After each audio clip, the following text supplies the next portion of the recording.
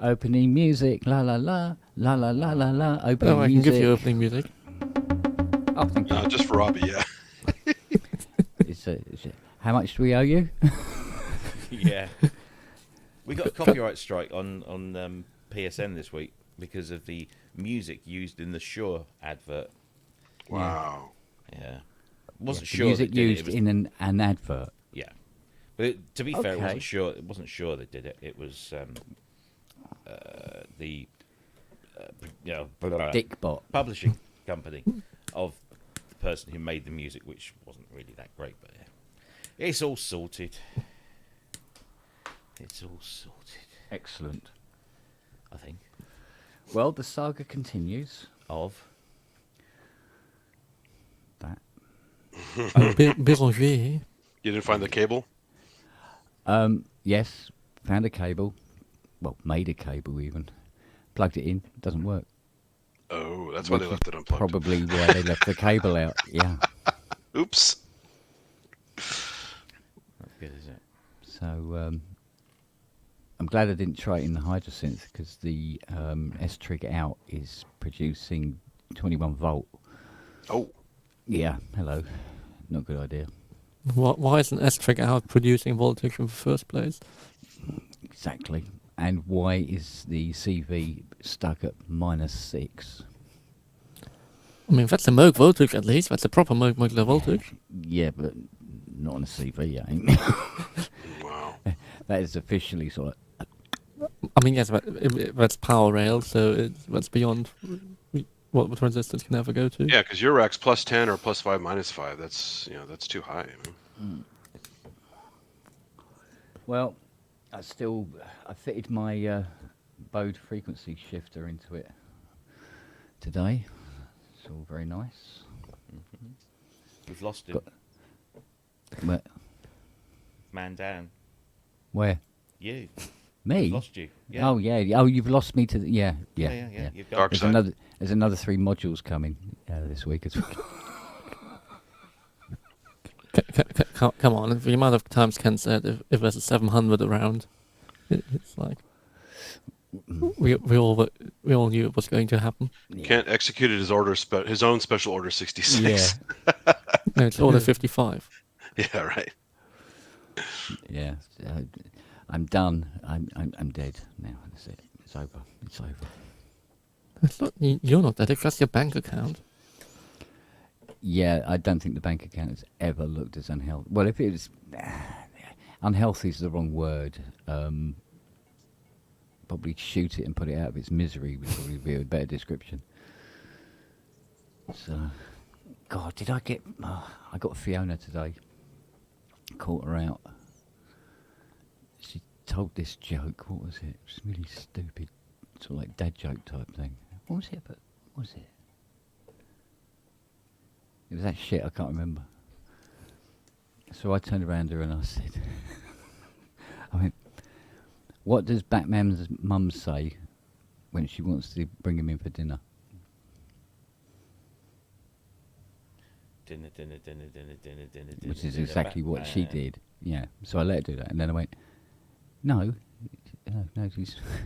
his mum was murdered when he was 12. You've not seen the film?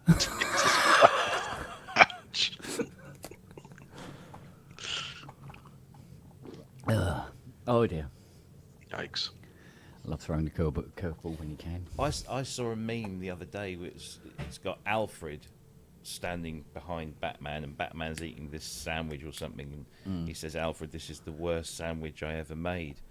And he said, Oh, yes. and it's something like you wouldn't be the first person to say it, or and who was the first person? Oh, the last person who said yeah, that. that's it. Yeah, I had them murdered in a dark alley By a drug addict.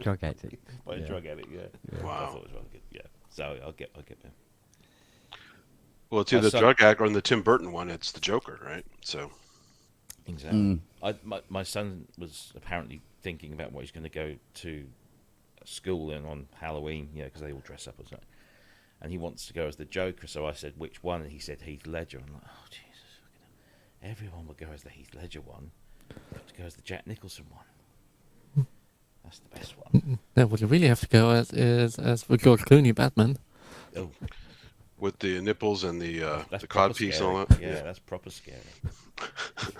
Or rather, as for Robin in that film.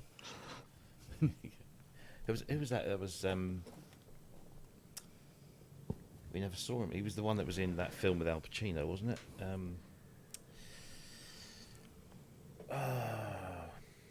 Can't remember his name. Can you give us more clues? Check. Greetings. Hey, Dave. Hello.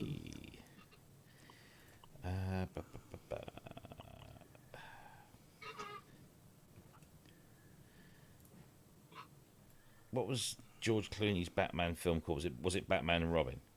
Batman and Robin, yeah. Yeah. Oh God, yeah. Joel Schumacher. Ugh. Yeah, quite. That was a PVC fest. Chris O'Donnell. That's it. That's the one I was thinking of. Oh, okay. Oh, Scent of a Woman you're talking about. Yeah, he Yeah, was in Scent of a Woman. Right. But he played Robin in that, yeah. He's hoo-ah! That's the hoo-ah one. Yeah. Hoo-ha! I'm just getting warmed up. Yeah. That's a great scene at the end there. It's like the dog. It's like the And Justice for All ending, where he just kind of explodes at the end. He's known for those. Yeah. Indeed. Ay. Hey, Kent, so how far did Noah get in the Jupiter repair? Oh, he got it done. That's a great shot. He always sees the job to the end. Yeah, as soon as that blanket is, if I get up, or, and for just a second to go and get a screwdriver or something, he's there. He's on it. So it's now officially his bed. So I just put it down in the workshop in the corner, and he just goes up and goes to sleep on that. That's cool. Yeah. I'll tell you what, those injections are working, Robbie. Yeah? Yeah, he's leaping about all over the place like a complete Nice lunatic. Which is good because he's getting all the exercise he needs. Exactly. So good on him. Yeah, that was one thing I really noticed. Two people yesterday who I've known for a long while, they were half the people that they were since the last time I saw them. Our mate Simon, he's done incredibly well. He literally is half the man he used to be. He looked really well, which is good. And Alex Ball, my God. Now he looks fit as fuck now. Yeah. He's proper, yeah. He's taken 15 years off. I know. He literally. I mean, he only looked about 12 before. I mean, he's now fetal. This is now an embryo. But yeah, I mean, didn't he? Though he looked really, really like on the money. Done very well. Good on him. Apparently, he's doing this thing called Men versus Fat, or something. Yeah, Men versus Fat. Yeah, and it's just like it's like a male-oriented Weight Watchers type thing where you watch what you eat and you count points and blah blah blah whatever, but you also have to join a five-a-side football team and play in this Men versus Fat five-a-side football club league thing, and so you combine your exercise with this and then you end up looking a bit like Alex. He also runs now as well, which is something I couldn't do. Run? Yeah. Almost broke my bloody ankle on Friday night. That would have been great for Saturday. Walking back from the Sound on Sound Curry, and there's a big kind of plaza type place near the Peace Hall, and it's got there's a like giant flagpole with flowers around the bottom, and there's these kind of those kind of circular concrete steps that and they're all sort of like different levels, and I wasn't watching where I was going, and I put my foot down and went down further than expected, and thank God for Jamie Morden. Because I just, you do that sort of comedy slow, I'm going to lose my balance, oh my God. And then I clattered into Jamie, and I just like, stop. And Jamie's like, what the fuck? And it saved me from going right over, but my ankle's still a bit sore. But yeah, bloody Sheffield nightmare. Hello, Andy. Hi, everyone. What happened to your room? Nightmare? Yeah, exactly. What happened? What did to my Ian room? do? Ian did nothing. You did it, Kent. Did the furniture fairies make a call while you were out? All right. Okay. There we go. There's Oh, the he's got proper synthesizers. Good God. Yeah, I've always had proper synthesizers. Really. It's only recently that I've gone into the fake ones that you have to build yourself. Lego. Well, I thought fake there's- ones like a DX7. There's the 80, the plastic one. There's the 88, and then I go over here. I've had a complete rearrange. So there's the non-real synthesizers that you have to sort of mess Toys. about with. Yeah. There's a proper synthesizer over there in analog corner. That looks in fantastic condition. I thought so too. So do the synthesizers. Yeah. This, Now you've buggered that up now, haven't you? all I need now is to work out where that stupid thing goes. Yeah. So I've had a complete rearrange. I've had a complete clean top to I bottom. can see Honestly. what you are now because your door's behind you, but it always Yeah, the used door. That's the door into the hallway. It used to be. Yeah, I to, was used to facing. 180 On your degrees. right hand side. Yeah. Because I set it up and then I put the computer over there, and then I realised that there was a fatal mistake because this I'd need a USB cable that went all the way around. I thought, nah, this is bad. You can't do it that way, Andy. You've got to have a rethink. So there's loads of stuff that was in here that's now been taken out and it's been put back in boxes and things. But I mean, like for example, that this keyboard is I haven't yet even managed to get it up and running yet, but the time is this week I will. But I can put an electribe there. I've got the sample track there, and it all just feels much better than it was before. So it's just nice. I mean, I had to invest in this Jasper stand. I sold one of the Modular Go cases, which was pretty empty, and that part funded that. So, hi Jim, am I coming down? No, Jim, I'm not coming down. I am dying 1,000 deaths. It's took it out of me. I'm really sorry. I'm a lightweight, I know, but after yesterday, and I've spent all day today bloody cleaning up a house, not my own. So I'm So did I'm Ian sorry. leave it in such a state? Yeah, no, no. Ian was lovely. Ian was great. So, well, yeah, it's Hey, you never all- guess what I got offered yesterday, Andy? So sorry, Jim. I'm Toilet sex?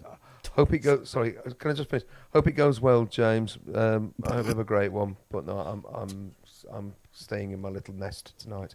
Sorry, you had toilet sex, did you? No, I didn't realise that was a thing at I the got Octagon. offered something. Only offered. Oh, Offered something for free, and Nice- I nice might job, just take mate. him up for it.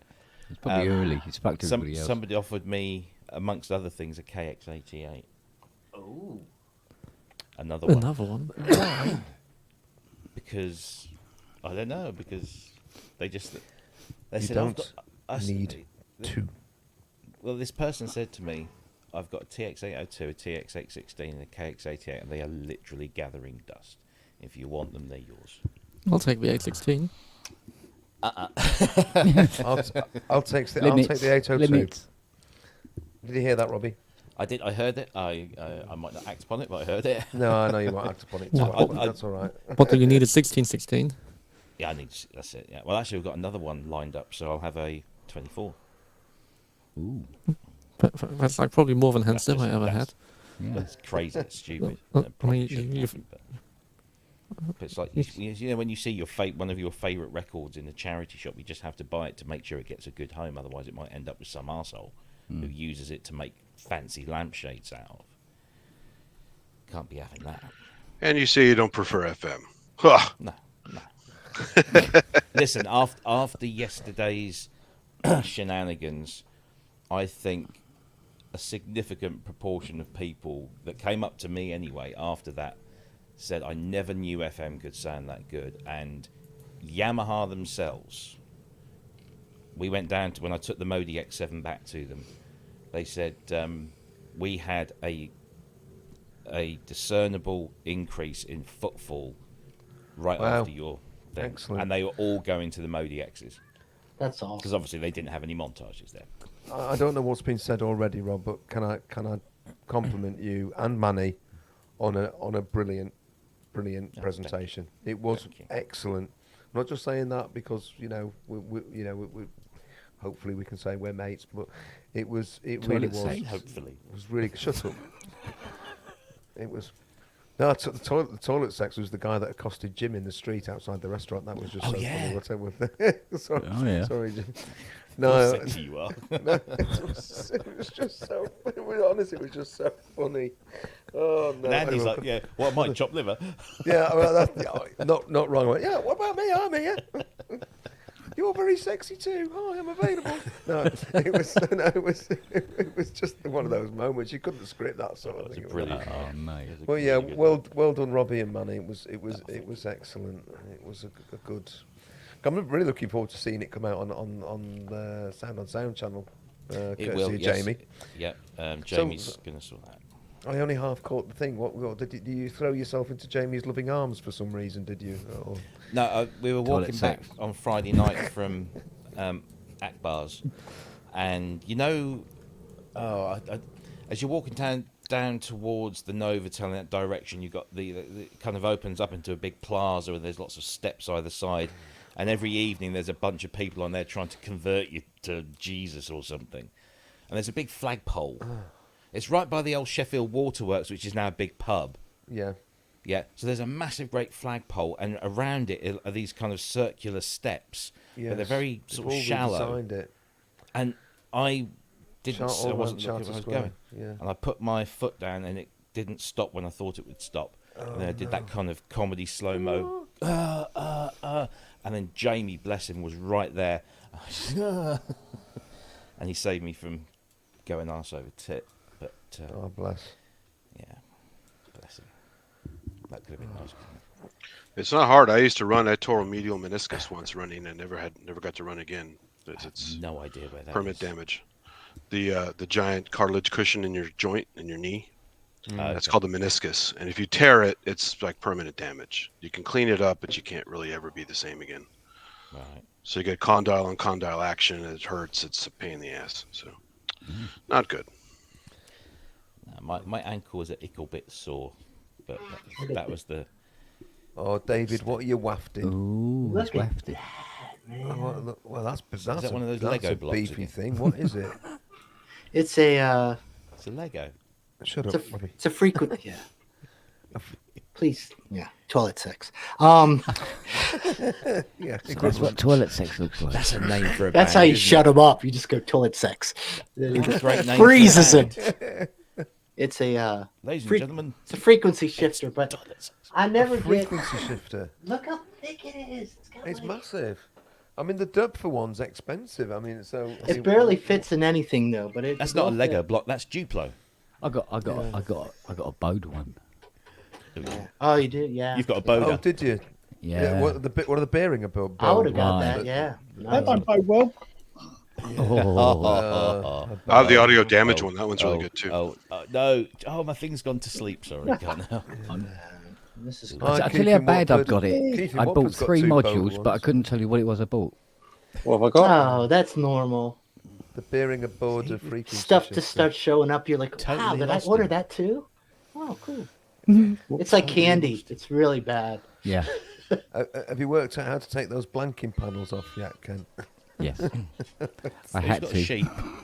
Did I just hear a sheep or a goat? Oh. Andrew, Yeah. Didn't know he was Welsh.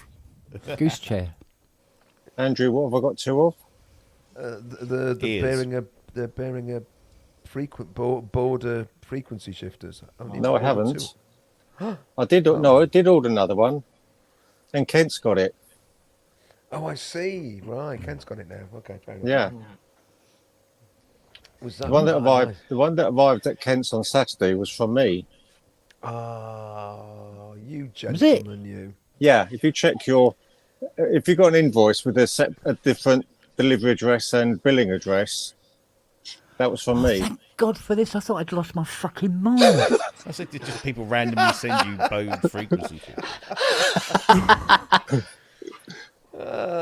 Thank you. You got to write notes like it was a pleasure doing business. Sorry about the receipt. Take it because I went. I don't remember ordering this. I'm glad I No, did, 'cause but I that- don't remember ordering it. No, that's what you said on Manzi's yesterday, and I thought if there's a pub, I better come on and explain that. Yeah. You should put like put a little card in there and say 10% off your next offer. God, I was. No, order I- if you type in Yeah, I didn't kill toilet him. sex, and then it's like, No. No, I ordered it. online. I ordered it with online and had it sent to Kent. Oh, that ties that in. would be confusing. This ties in very well because I got your Hi, Ian. Hiya. Hi, Chuck. I got your Hello. Under my Housemates. skin. My what? Yeah. your Macmillan thing. Okay.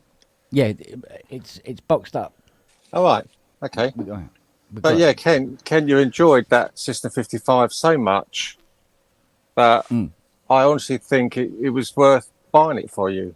thank you. Simple as that. You know, it's I'll have to send this one back, of course, but yeah. I don't want that one, thank you. You can't. Are they generally available now? Because when I went all to order these, one, yeah, they all the weren't all the available. modules seem to be all in No, stock. I meant the border Well- frequency shifter. You come from Anderton's, and that was Yeah. 1 or 2 day delivery. Right. Okay. There's a module. Yeah, Oh, I'm everything's spending in money again. stock. The other I thing got a I've to present put in- yesterday. I did get a present. Where's the other thing on? I've not properly opened my present yet, but it's look Pop shield. the pop shield. I've got a pop shield. Oh. Yeah, it's gone so I don't pop. Got this though. Dun, dun, dun. That was from Ian. That was from Is it Ian. still a camera? Thank you, Ian. You're, right, you're welcome, sunshine. What is it? My What is Poly it? N2. I only came on because somebody said toilet sex. Come on then, Memories. let's go. Oh, so was Raise you, of the Bobby? show. Hashtag toilet sex. Yeah, yeah. Yeah, Well, I must admit, I bought this yesterday, Oh, good. and Nice. no, I'm actually disappointed. Oh, It's 7/8 of the wonders of the Korg ARP 2600, and it's 1/8 of historic Korg instruments. Oh, that's And what sad. what But one was it it? came with This is the Patch the Patch and treat with NTS2. Korg. Patch and treat with Korg. it came No. with the oscilloscope. No, mine. I didn't. Yeah, no, it did originally, but I didn't want the Yeah. oscilloscope. But Yeah. I'm just saying. I bought it and I flicked through it today, and it was like, oh, when's it going to get to the history? Oh, it's right at the back. But wasn't the point of the book about patching with? I don't know. I've not. Obviously, it says It patch. probably I is. instantly go. Yeah. It's supposed to be instructional. Yeah. So Yeah. It is. it is. No, it is. It's It's very instructional. It's lots of pages and it explains oscillators, filters, obviously interesting people and things like that. But it just wasn't what I expected then in I that say case. take it up with Mike Metley. Give him a hard time. the Patch No, and Tweak no, Moog is no. a good one too. No, I might be the only person who's bought the book and gone, oh, it wasn't what I expected. How much was it, Keith? 30 quid. Yeah. It's not bad. Well, yeah, but it's nothing wrong. It's one of the thin Oh books. yeah, It's not. yeah, I know. Yeah, and I Thank think you. it was I think it was 60 for the big size books. Keith, did you get your WSA1 yet? Yeah. Oh yeah, it's in the. Oh yeah, book. sitting here. It's crazy Same how all here. those controllers has some of the wildest controllers on it. It's fun. Yeah, I mean, it didn't come with a user manual, so it's No, you have to download it. I didn't have one either. no, I haven't done that yet. I'll wait until the Watch the video from. Let me remember his name. I'll get back to you. There's a guy who did It's- a video on it. It was excellent. yeah, but there's a nutter one which is blush response. That's the one. Blush response. Yeah, That one's amazing. It is because he starts off with a sound or something like that. But then he starts going into it, and at the end of and he gets a little bit of noise and distortion. And as he goes through the video, it just adds more and more noise and distortion. That's It's his just- style, though. He likes noisy shit. Yeah, But, yeah. I'm but just he is saying. the It's, best video for showing how to use that. No one's ever done that. I went through so many videos. No one's ever done what he's done. So no, I don't think anyone's. The videos I watched, none of them have been down the menus. no, And- they and just things- play and things presets like and that. stuff. It's boring. Yeah. Also, did you see you're in the picture Robin Vincent posted? You were waiting in Yes, yes, I did. Thank you. Yeah, Yeah, we saw that. Yeah. It's not yeah. hard to I miss, don't know how is it? you spotted me. Really, I mean, come on. No. It's hard to guess, right? Yeah. Yeah. Yeah, don't start a series of books called "Where's Keith" because it just won't. Not wearing that orange t-shirt, no. No. Keith was everywhere invisible. Oh, and Ian, what a cool video, by the way. Oh, thank you. That up. That was nice. We enjoyed Took me that. all bloody day. I can imagine. Abacus. But thanks. Don't know if anybody else has seen it, but Ian stuck up a video of him running round Synthfest. And the answer to where was Andy? Andy was either having lunch or he was standing in the queue waiting for Robbie's. sex. Or, sadly, not yesterday. Yeah. No cottaging downstairs. Well, we got to make up for it then. Come on. Bog bunking, as it's often known. I don't think the Octagon's particularly well known for that. Yeah, it's got My too many sources shallow tell me. corners you can't hide away. So there wasn't a thing that says for a good time call Brooksy or something like that? I tried, but nobody called. Oh, man. Oh, well, you know. God. Yeah, they only want Jim. Well, that's true. That was quite apparent yesterday on bloody Glossop Road, West Street, Sheffield. All he did was step out onto the street and someone accosted him. But let's face it, it's slightly wild on that street on Saturday night. Oh, well, it is, yeah. It's an experience, isn't it? It certainly is. Yeah.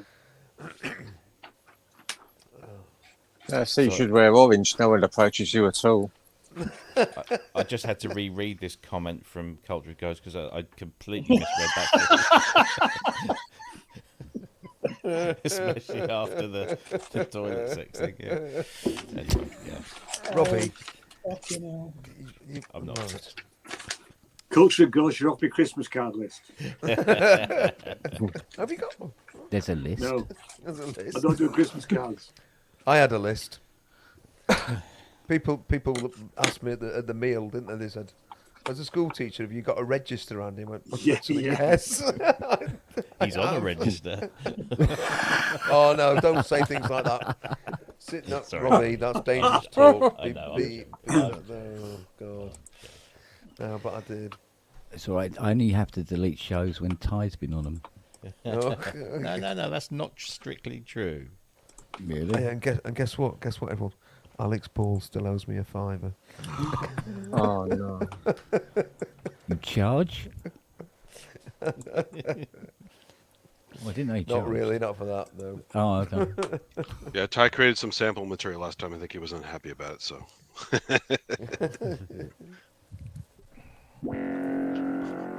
Oh, so when Ty's sharing a bit too much sausage, that's fine.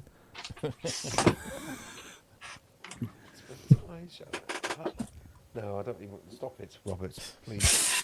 For pity's sake. Beep. Talk of the devil. Talk of the devil. You fuckers. What What a Morning. Get ready to delete. What a wanker.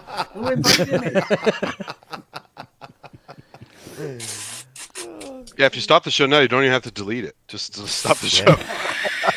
Have you noticed whenever Ty turns up, he waits for about 35 to 40 seconds before he says anything because he lets all the shit die down that we throw at him.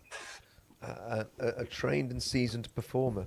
Then we just need to keep throwing shit in his direction. Yeah. Basically. Anyway, Thanks where for were that. you yesterday? We were all queued up to Oh. abuse at you, and you never got there. I wish I was there. And can I? Do you know what made it even worse? Is that the main reason why I kind of had to go? Yeah, I can't do it. I'm trying to think. Again, I don't want to fucking delete this fucking show. I'm trying to think how much I can say. Too late. No. It just meant that the main reason I didn't have to stay here. I basically had to stay this afternoon in the afternoon here, and as it transpired, I didn't have to be here at all because someone had fucked up. So to say that I was a bit fucked off yesterday afternoon was putting it mildly, because I could have come. Well, next year, just put it in the diary. Just block it out. It's not that. I've said before, the only problem is with it just falls literally right around my daughter's birthday, and it depends what. Okay. That's the only reason. So it's Bring your daughter. She'll have a great time. Oh God! Oh, yeah, can I just sure. say Kent said this? Yeah. Listen. Yeah. 13-year-old. Yeah. 13-year-old girl doesn't give a fuck about synths. In other words, she's sensible. Yeah, but perfect for the analog solutions booth.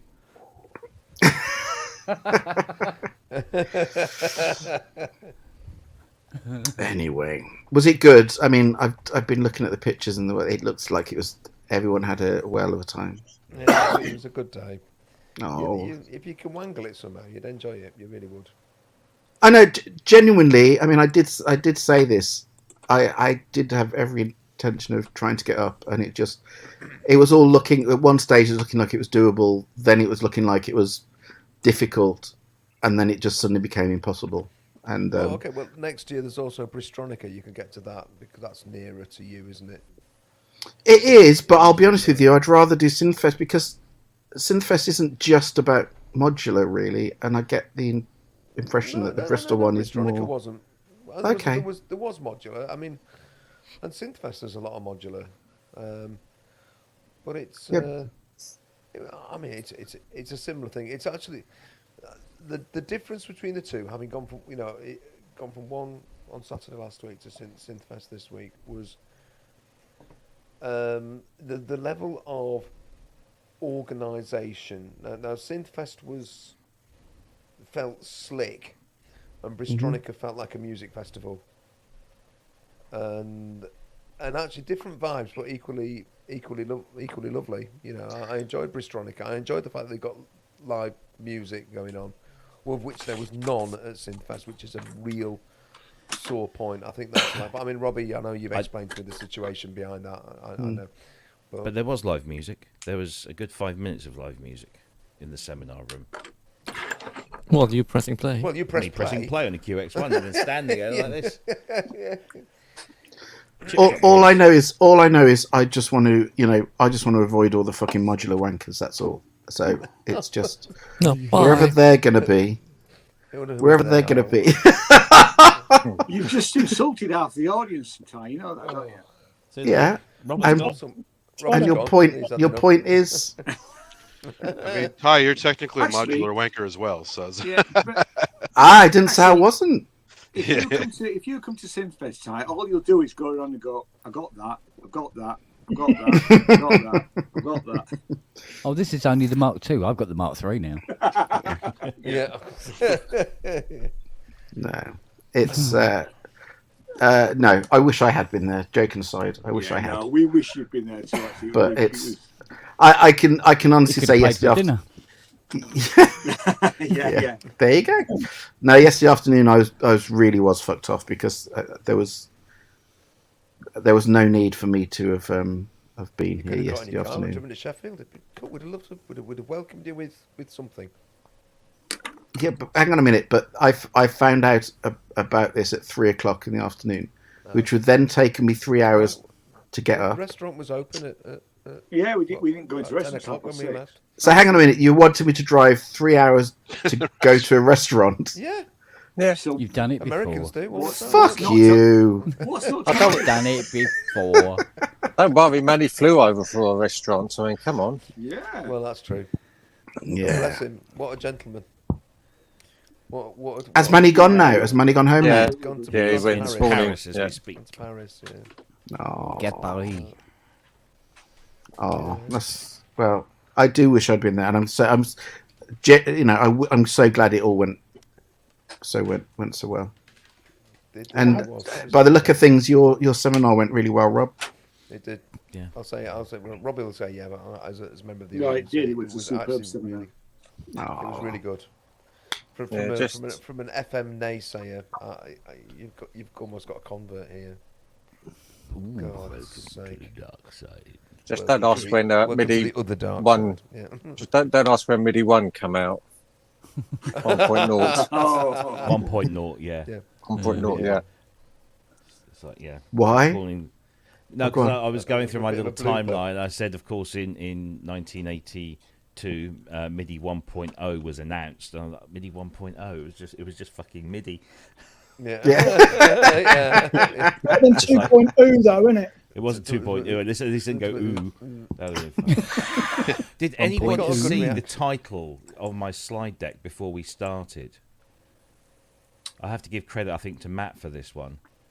Was it the 40 years of Doorbell, was it? That No, one? it was Yeah, 4 before years that. of It was doorbells. before. No, yeah, it was. It Right. was doorbells through the decades, which I think was Oh, a right. phrase that No, Matt that's right. Yeah. gave me. Yeah. Oh. I think when I was originally talking about it, Matt sent me a message or something. He said, "What's it going to be called? Doorbells through the decades." So I thought, do you know what? That makes a funny Yeah.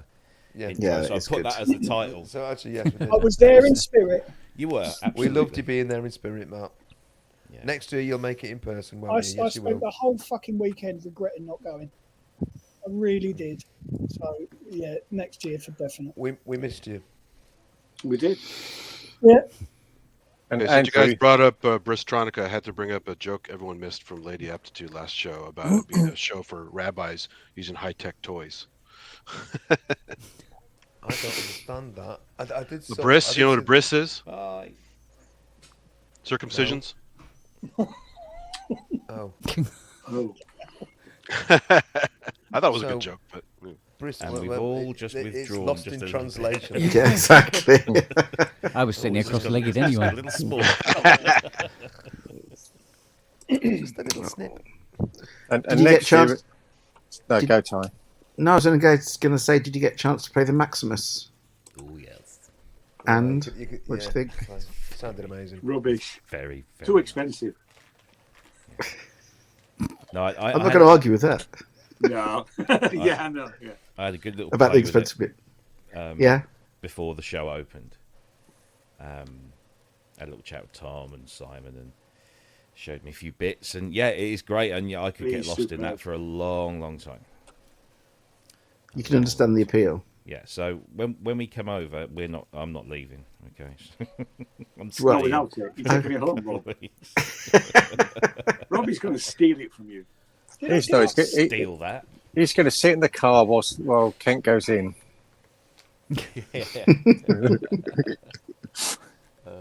I think I No, it was a upset lovely Tom. and Ample is a lot of fun. It is That's a a lot of fun. Yeah. I Well, upset. so- I upset Tom over the ample. Did you? Why? Yeah. Why? Well, because Takes a lot to upset Tom. it's me and the £5 deposits for the restaurant. So I said. So I said to him, I said, well, I said, Tom, now that we've got you the seats at the restaurant, I said, you could let me have this for a week as your deposit. And you're like, yeah, right. You didn't. You don't upset Tom. Well, I thought you were going to say you broke it. No, don't start, Andy. I had to Sorry. start. Somebody it was broke the bloody low-hanging roads. fruit. I had to do it. So Somebody broke a key on the roads, right? Yeah. And FDF key on the people roads kept is coming up broken. to me going, "Did you break the roads, Andy?" Oh, How do you fucking break you- an F key on a roads? well, Did you hear? Apparently, Mark Barnes said that literally somebody went over, went bang, bang, bang, bang, bang like that on it. No way. Oh, you're Apparently. joking. Well, did you hear the That's what he story said. of Mark's But that broke the interaction key. with the roads? Did Cheryl No. tell you? Yeah. So Mark went over to Yeah, play it, yeah. and he plays it, and This he's is cool. going hell for leather on it.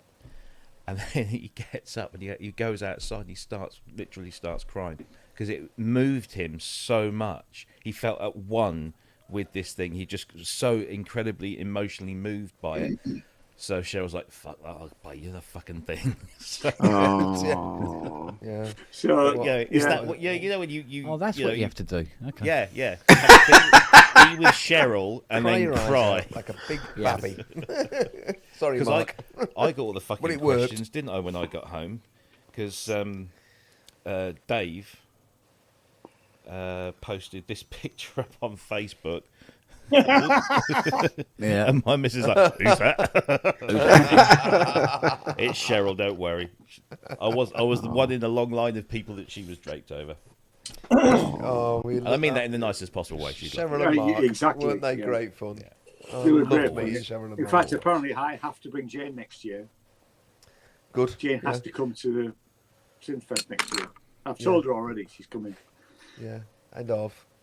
Yeah. I I mean, think, if I think they her and hold their Cheryl are own going to in- go shopping in the afternoon, and then we're Well, going to go. I'll have to move that table. Not that you're Make trying room to for both of you stereotype here. anyone. No. But you say about someone hammering the roads. I mean, Paulie absolutely hammered the Maximus. You know, literally chords, just both hands, and just absolutely hammered it. It wouldn't be surprised if Paulie had gone to the roads and done the same. And look at me, I can play this sort of thing. Poorly. No, I'm not saying it was, but Paulie gave the Maximus a real hammering, and Tom just stood there. I thought, I can't watch. Oh, it's not. I'll be honest with you, it's not an instrument to play that way. It's really not. No, it was like, I don't know. Yeah. Well, you can see it's been field tested. Yeah. But Right. What were your highlights, Robbie? Or Keith? Oh, Or Ian? for me, I mean, you can see Ian's because we. yeah, okay. I mean, for me, obviously, Deep Pockets would be Maximus, which is, Yeah. the second would be the C15. Was beautiful. Yeah. I didn't get a chance to play the Super Duper Gemini. That was too busy. But yeah, I'd take a C15 home quite happily. That was definitely a really nice thing to see, and to then spend time with Stefan talking about that and other things. He's such a nice guy, and he's a legend, really, isn't he? Yeah, yeah. Did you get to hear Manny's patches? Yes, I specifically asked when I sat down and played it. I talked about Manny briefly, and I said, "Can you put Manny's patches on?" So he just went, boom.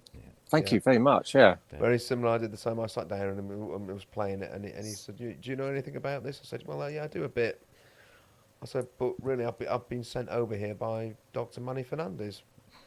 And he went, "I'll get the patches." He'd probably got there before me, Keith. Yeah, probably. Yeah, probably had a queue of people from PSN going up.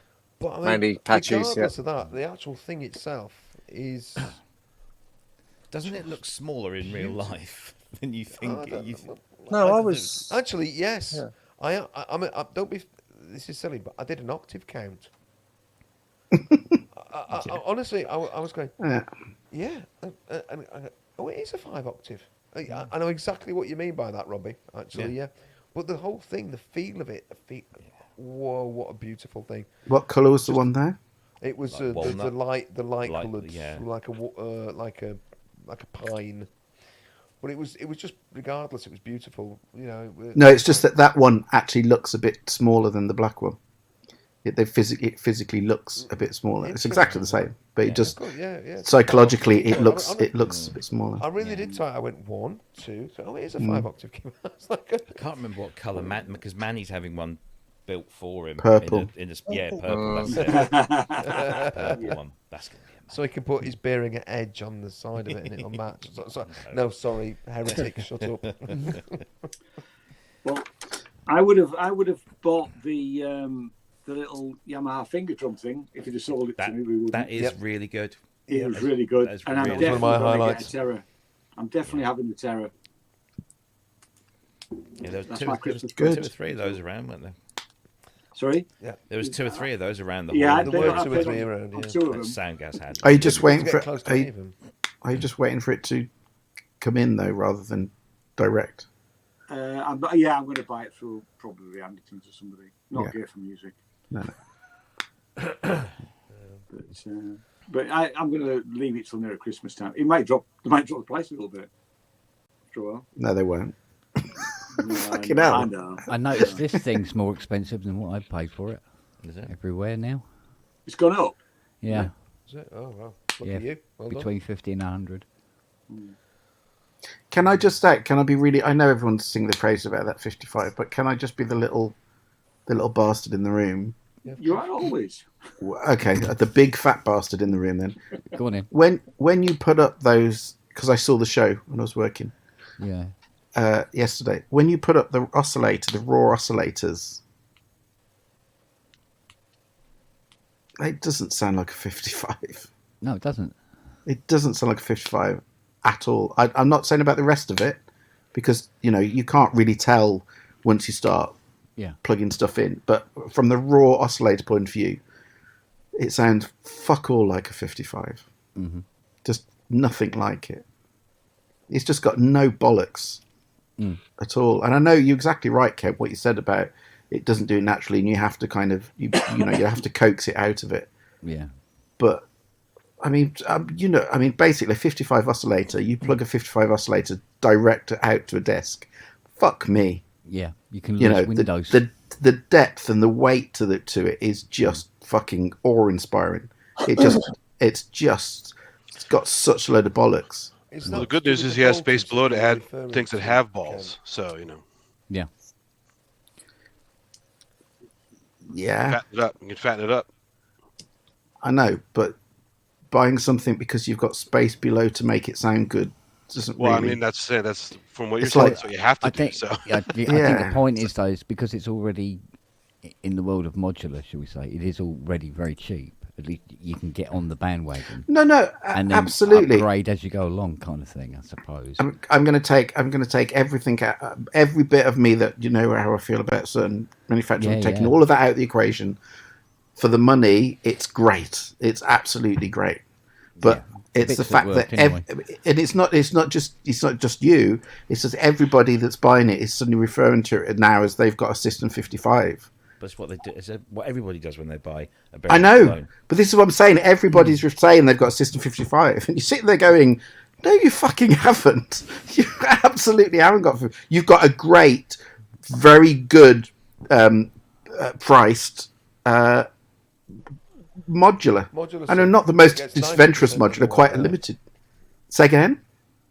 A good priced modular system which gets 90% of the way there. No, don't forget 90. It's more like 75% of the way there, because the girth of those oscillators are what makes a lot of what that weight of sound is what makes a 55 a 55. What makes Moogs. Yeah, and it does. You've got none of that there. You've got none of that weight at all. People buy those Model D reissues from Moog, and they're not like the original Model Ds. No, they're not. But again, I think the difference is when people buy Model Ds, you don't hear people turning around and going, "I've got a mini Moog."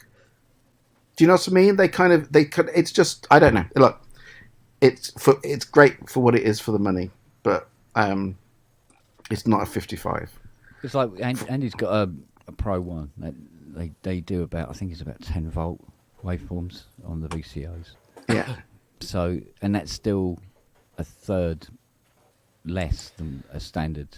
I've done a side by side of the two, because I also have the Bro one over there, and the only noticeable difference for me is that the Behringer is quieter. Other than that, it sounds just like this does. It's not going to sound exactly the same. I mean, years ago I was in a band and we both had, there were two of us. We both had. They didn't sound the same. And they didn't sound the same. No. Mine was definitely brighter and fizzier than Rupert's was. And that's the internal calibration and this, that, and the other. This capacitor going a bit wonky or whatever. They didn't sound the same. They had a character that was the same, but they were identical. And I think that the Behringer one gets so close. Yeah. I know this thing. Of all the synthesizers that I own, this is the one. The Pro one is the one that I know really, really well. I know the sound of, and I was when I got the bit, because when I got the Behringer, this one was in a mess. It was before Kent got his mucky paws on it, and I set it up and started playing on it. I was like going, "This is like having my baby back." It really was. I was going, "This is like having my baby. This is a Pro One." I was absolutely blown away. Did you go out and still cry? I've got the two, and now Kent's had his mucky paws on this, and it's all fully working and working beautifully. Kent, thank you very, very, very, very much. They're still like what, and that's slightly freaky in my head, in many ways. But I mean, I'm not going to go lugging this around to gigs in sweaty clubs anymore like I used to in the dim and distant past. If I need to do that, I'll chuck the Behringer in the rack, because if that dies, who cares? Can I just say, SEO, it's absolutely right. that bit about did anyone expect it to be a 55? But it's a Behringer, not a Moog. Does it sound good? Yes, and can you make exactly, music with exactly. I totally agree with. You're absolutely right. But unfortunately, well, not unfortunately, it's human nature. There are lots of people when you turn around and go, do they really expect it to be a 55? Yes, people do. I know it's fucking ridiculous because if you've got any, it's you're exactly right. I think sometimes it's also about the experience as well and how it feels. Like when I was beginning to get into it, my as in Modular, that is, my original plan, and it all started really when Behringer announced the System 55 stuff. I thought, oh yes, thank you, I've landed, beautiful, that'll do for me. And yeah, I did. In my head, I sort of did these sums and it's still going to be an awful lot of money that I haven't got. So I paired the 960 sequencer with the D and just started playing, and I got straight away those Tangerine Dream sequencer sounds and the feel. You switch it in, switch it out, switch it on, switch it back, have a step drop out, and I was like, this is incredible. This is and I was in that space that I wanted to be in, that my other gear did not enable, and it cost. In comparison, it cost blood fucking peanuts, and it gave me that experience and that pleasure and that joy and that ability to go into that ricochet Rubicon space, which I so wanted to do. Now, I know you might say, well, it's pastiche. It's you're just recreating things that have been done before. Yeah, I know, but I wanted to do that, and it gave me that, and it was so fulfilling. And I've enjoyed it, and I've used it on tracks which are out there in YouTube land and through Ian's label and stuff, and I love it. It's an experiential thing, which I'm extremely happy with, given the fact that it didn't hammer my wallet, because I can't go out and buy a System 55 and a whole bank of 960 sequencers, which I would love. I would love it. I would love it, but I'm a poor school teacher, and that's what it gave me. That's better great. or worse. That's great. Doesn't matter. I don't think it matters what it is as long as it gets you into that space. No, you're absolutely right. It doesn't matter what it is.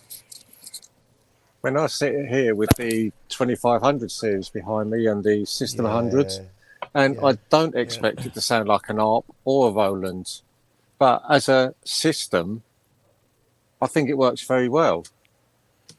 I can't speak for the 2500 because I don't have any. I do have the complete System 100 from Behringer, and it sounds like Roland. I mean, I've had Roland stuff, and the SH101s and other things like that, and it sounds like that. I have never had a System 100M, but so you can make it sound like an SH101. You can make it do this. It has that feel and character of a Roland.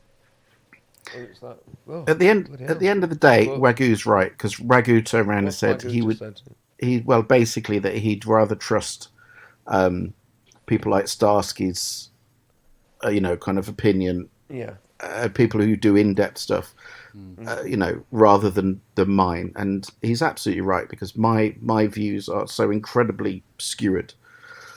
and they are naturally because of my views, so they are always going to be skewered and biased, and I'm absolutely well aware of that whenever I mention their names, it always comes back, it always comes down to I have an angle that I'm coming in from that isn't going to be complimentary, and Wiggy is absolutely right about that. And there are people that do go into great depth and lots of comparisons. And I can't sit here and say in terms of have I got it sat here in front of me and plugged into the same desk with this, at the same level and done a straight A/B comparison. Of course I haven't, for the obvious reason. And so Wagyu is absolutely right. But I do just find it slightly frustrating when there's just certain things that exactly, kind of like Keith said, he doesn't expect the 2500 to sound like a 2500. Andy, you don't expect your Pro 1 to sound exactly like your Pro 1. That is because you're coming to it from a place of kind of knowledge and a place of a level of experience and a place of common sense. A sense of reality, which is absolutely. But if someone turned around to you, Keith, and said, "Do you own an ARP 2500?" You would turn around and go, "Well, no, but." And the same with you, Andy. If you didn't have your own Pro 1, if someone said, "Do you have a Pro 1?" Or do you have a System 100? You wouldn't turn around and go, "Yes, I do." My point is, no, you're right. I wouldn't. Yeah, exactly. You wouldn't. And it's just you just see people referring to these things as if they are the real thing, and it's like, I tell you what it's like. When you get these, you see these kit cars where Ferrari or a Lambo, and underneath it's a Toyota MR2, and it's just a kit car body on top. But it's like that. If someone turned around, can you imagine them going anywhere? Going, yeah, I've got a Lambo. And you go, it's fucking MR2 underneath that, Well, the great thing about those is they don't even really look like the real car anyway. So. Yeah, but there's not a million. No, I'm not being. Yeah, it's not a really bad similarity. Anyway, people do the same with VSTs. It was always like right? that. It was once they started them up, wasn't it? And you just go, oh dear. Yeah. Yeah, the Hillman imp engine. But no, but the Countach body. Yeah, but you can't bring VSTs into it because they're still physical things. VSTs aren't physical things, so you can't turn around and compare VST to a physical instrument. If you've got two physical instruments that are instruments by their very nature, completely by themselves, they serve a purpose as an instrument. You can compare them. You can't compare a real instrument. Like the Mogenfogers on iOS versus a real Mogenfoger. I can't afford the Mogenfogers now. Yeah. They're hard to get as well. Yeah. The iOS ones are fucking amazing. They're skeuomorphic, so they look like it. They sound like it. Are they perfect? Yeah. No, but they're pretty damn good. It's the experiential element, which is what I meant. It gives you that feeling. Feeling of yeah. But what I'm saying is, you see, my argument would then be, and they're great. They're incredibly handy. The Moogfugers, they're great. They're handy. But you use them in a different way with a mouse on a screen than you do actually having the pedals in front of you. But at least I can multi-touch, so I can turn multiple knobs at once. It's still. Oh, don't start me up. Come on. Don't be a twat. It's a completely different to be able to sit there. I prefer hardware over everything, but I know. But this is what I'm the planet. But what I'm saying is, whichever way you look at it, you can't compare a VST to a pedal. Sound wise, you're absolutely right. You can, because sound wise, you can absolutely compare it. Yeah. So many things. But in terms of, and they are great, just so you know, you're absolutely right about the Moogafugers. Yeah. They sound fantastic. But in terms of the way you use them, the way you interact with them, you know better than anybody. Of course, yeah. They're completely different things. And I mean, I've done the whole but I've got a touch, kind of multi-touch board with knobs and fucking touch. I mean, I've got a nuage system where basically you can assign all the knobs to whatever controls you like on whatever you're using. And so you can do that. But does that feel in any way like you're using the pedal? No, it doesn't. It just means you've got knob control over parameters. But you don't interact with it in the same way. And so my MIDI controls and link voters, they don't feel like the real thing either. But they don't. I know. But anyway, sorry, I'm not having I am in a rant, but I'm not deliberately having a rant. That's one of your rants for a while. I know. There's always the aspect though of like that some people that will be using the software will be quite happy with it because they've never had the use of the hardware. Great. So, and they might be using it in ways you wouldn't have thought of even if you had the hardware. All of that is absolutely great. It depends on who you are, and what you're used to, and also what you expect out of it. That's all.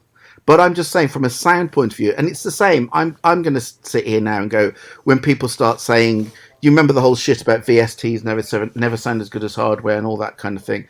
That line is now. There used to be a time when I'd go, well, the line's getting closer. The line's getting closer. Some soft synths now sound fucking awesome.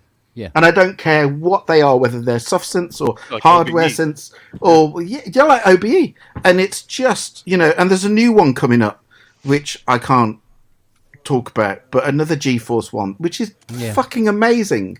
It's absolutely fucking brilliant. But, kind of, and it sounds like it should. Yeah, it does. But and if you see it in that way, that's absolutely great. And anyone that turned around and went, "Well, I haven't got to get the hardware now," that's fine. But That's you brilliant. wouldn't sit there. You wouldn't sit there if someone turned around to you and going, "Oh yeah, I was just about to say what it is that's coming out." Yeah.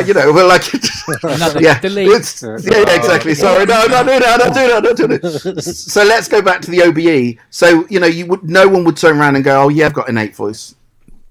Do you know what I mean? You wouldn't. You'd turn around and it's Like the Origin, where you have things. control surface and those old TAE plugins. They don't sound like the real thing, but they sound No, great.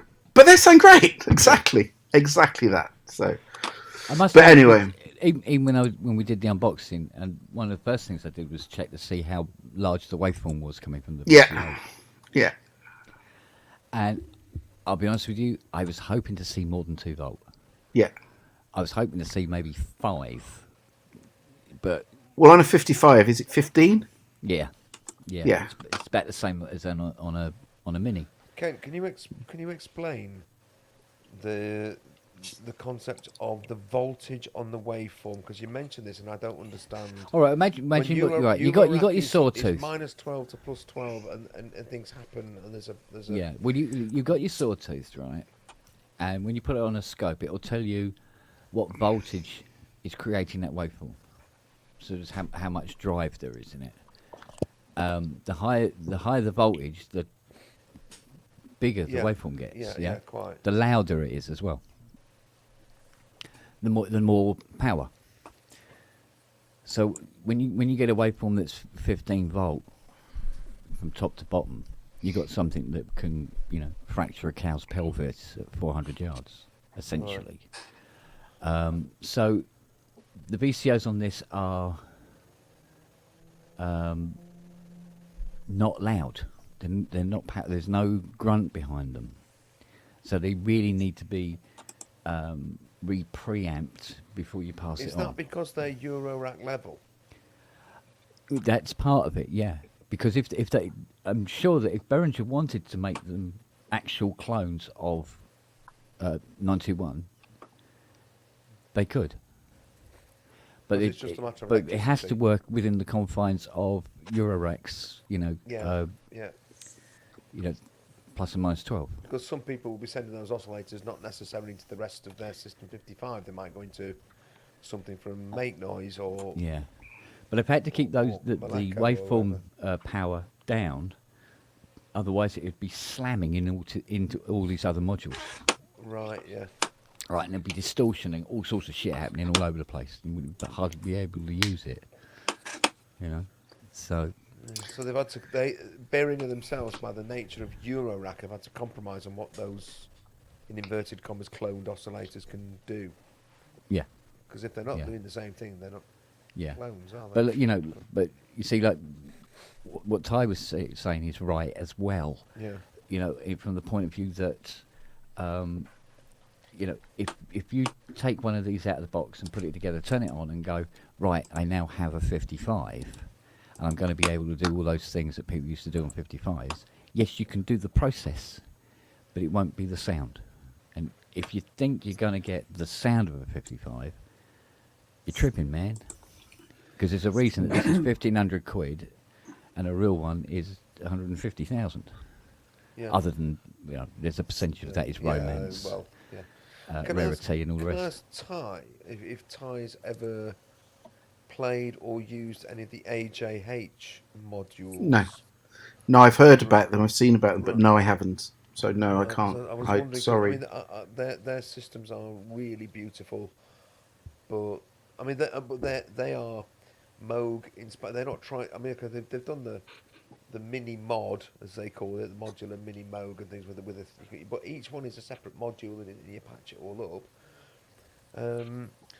They always look fantastic and they always sound amazing. To my ears, they sound wonderful. And you think, well, that's other than going for a 5U system, that's as close as you might ever get. So I just wondered if you'd actually. No, sorry. I've heard that they're really good, but that's as much as I've heard. The 1.3 volt that Robert's talking about in the chat is the peak to peak of the waveform, but then it's preamped to death. It's 15 volt is what is the size of the waveform that it actually gets processed after it's gone through all the components. So it's amplified within the oscillator unit. That's what it is. Not because 1.3 volt is we barely hear it. Yeah. What Goose just mentioned about the other Moog type clone modules. I mean, he mentions .com. I mean, there's Moon Music and all sorts of other people who are doing these 5U modules. Are those kicking out the same levels of voltage then the original? Yeah, they're more in line with that. Yeah. Yeah. Well, I suppose because they're big things, aren't they? So. Yeah. I built a Motem, 110 module Motem for old Richard Lawson. Took me about 6 months, but my God, the thing is stonking. Can I also point out at this point that we've definitely bored Robbie because he's got his synclavier out the box. No, God, that's fucking a level of boredom. I've had It's lessons. Next. He's had enough of control voltage. This has been on the display floor, Kleenex. so it's getting the Kleenex antibacterial treatment. Oh. Before I pick anything else makes up. A lot of All sense. those Is that the one that was cum-stained actually out fingers there on all the over stand? it. That was one of the two that they had on their stand, and then I went and collected it again. Hey, Robbie, did he show you the sample resynthesis trick? He showed me a lot of stuff. Whether it's stuck or not is a different That's matter. one of my favorite things in there is the resynthesis. I'm going to disappear in a minute, but can I just tell you quite a funny story? Well, it's not funny. It's fucking alarming. Before I disappear, has anyone? About 2 years ago, there was a thing on Kickstarter by a company called Focus Sound, and what it was speakers, okay, but transparent speakers that use a membrane. Now, I don't really understand the way it works, if I'm totally honest with you, but apparently it's something using ultrasound that it then amplifies, or bollocks like that. But what it essentially means is you've got a speaker about 12 inches by 6 inches with a frame around it and then a transparent membrane on it. Membrane speakers are not new, but go on. Okay. But these things basically use directional sound. So the whole point of them is they point, and I and you can hear it, and then when you step outside of that focal point, you can't hear it. And I saw this on Tomorrow's World years ago. It was on Tomorrow. Do everyone remembers Tomorrow's World? Tomorrow's World years ago, and I remember they pointed this beam of sound, and then you could literally take a step away from it, and you couldn't hear it, and it was like a torch, but it was with sound. Anyway, this company on Kickstarter made these speakers a couple of years ago, and I think they were about 400 quid. And they kept talking about the quality of sound, blah, blah, blah. Anyway, they arrived about 2 weeks ago. So first of all, the build quality is amazing. Lovely kind of alley kind of frame. Nice, kind of standing, nice mechanism. Get a little kind of amplifier with it. All great. And the first thing that kind of I thought, what the fuck, is that when I read the frequency response, so it goes down to 500 hertz. Down to 500 hertz. So basically, nothing below 500 hertz. So we all know that they're going to sound a bit shit. So I plug them in. The volume is, I'm going to say, if you've got an iPhone, it's probably about half the volume of an iPhone. Okay. And there's nothing below. It basically sounds worse than your phone. Okay. But I'm going to say it sounds more like, kind of a phone from about 20 years ago, where they had a little speaker and you could hardly hear it. That's what they sound like. And I basically thought, fuck, they're broken. So, of course, I went online and started looking at all the comments. And everybody is just saying, these are the worst things I've ever heard in my life. And so, of course, I felt the need to kind of write some comments. Oh, dear. Dear. And, and basically, I've made because I've just gone on, and every time they've replied, so I've got to plug in. Every time they've replied, I've been a sarcastic cunt, turning around and going, thank you for your generic reply that you've just cut and pasted to every other fucker. And I just thought, no, I'm not going to let this go. So first of all, I turned and went, what I want is a full refund. And they turned around and went, I'm sorry, we don't do refunds, or, thank you for understanding. And of course, then I start replying with, I'm understanding nothing at all. Anyway, so I went on and I've made their life such a misery. They sent me an email today going, we're bringing out, this is from Hong Kong somewhere, we're bringing out a new product in March. Can we send it to you for free, basically? And all they're really trying to say is, please shut the fuck up if we just give you a better one when it comes out in March. But the thing that really gets more than anything else is now, if you buy them and you can go on now onto Kickstarter, Focus Sound, they're now 800 quid. 800 quid for something that sounds, I'm going to say, you could go on Amazon and buy a little speaker for a tenner that sounds better than these speakers at 800 quid. And the only thing they've got going for them is it's directional sound rather than normal sound. Anyway. I'm trying to look them up now. Oh, yeah. Good rant again. Focus Sound. Ultrasound directional speakers. So you basically bought a pair of roadkill tweeters. It is, that's exactly it. It sounds exactly like a normal speaker, except they forgot to plug the woofer in. Okay. They are absolutely, and for 950 quid you can get a bundle with a well, they're probably going to send you a pair of Model A's then, aren't they? The 1,200 quid ones, the 1,200 euro ones. I don't know what they're going to say, but that's plus they're VAT, plus VAT as well. Yeah, well, they're saying whatever it is essentially, but I love that the email is so polite because they're kind of from Hong Kong. It's so polite. What they're really saying is, please shut the fuck up, without saying, please shut the fuck up.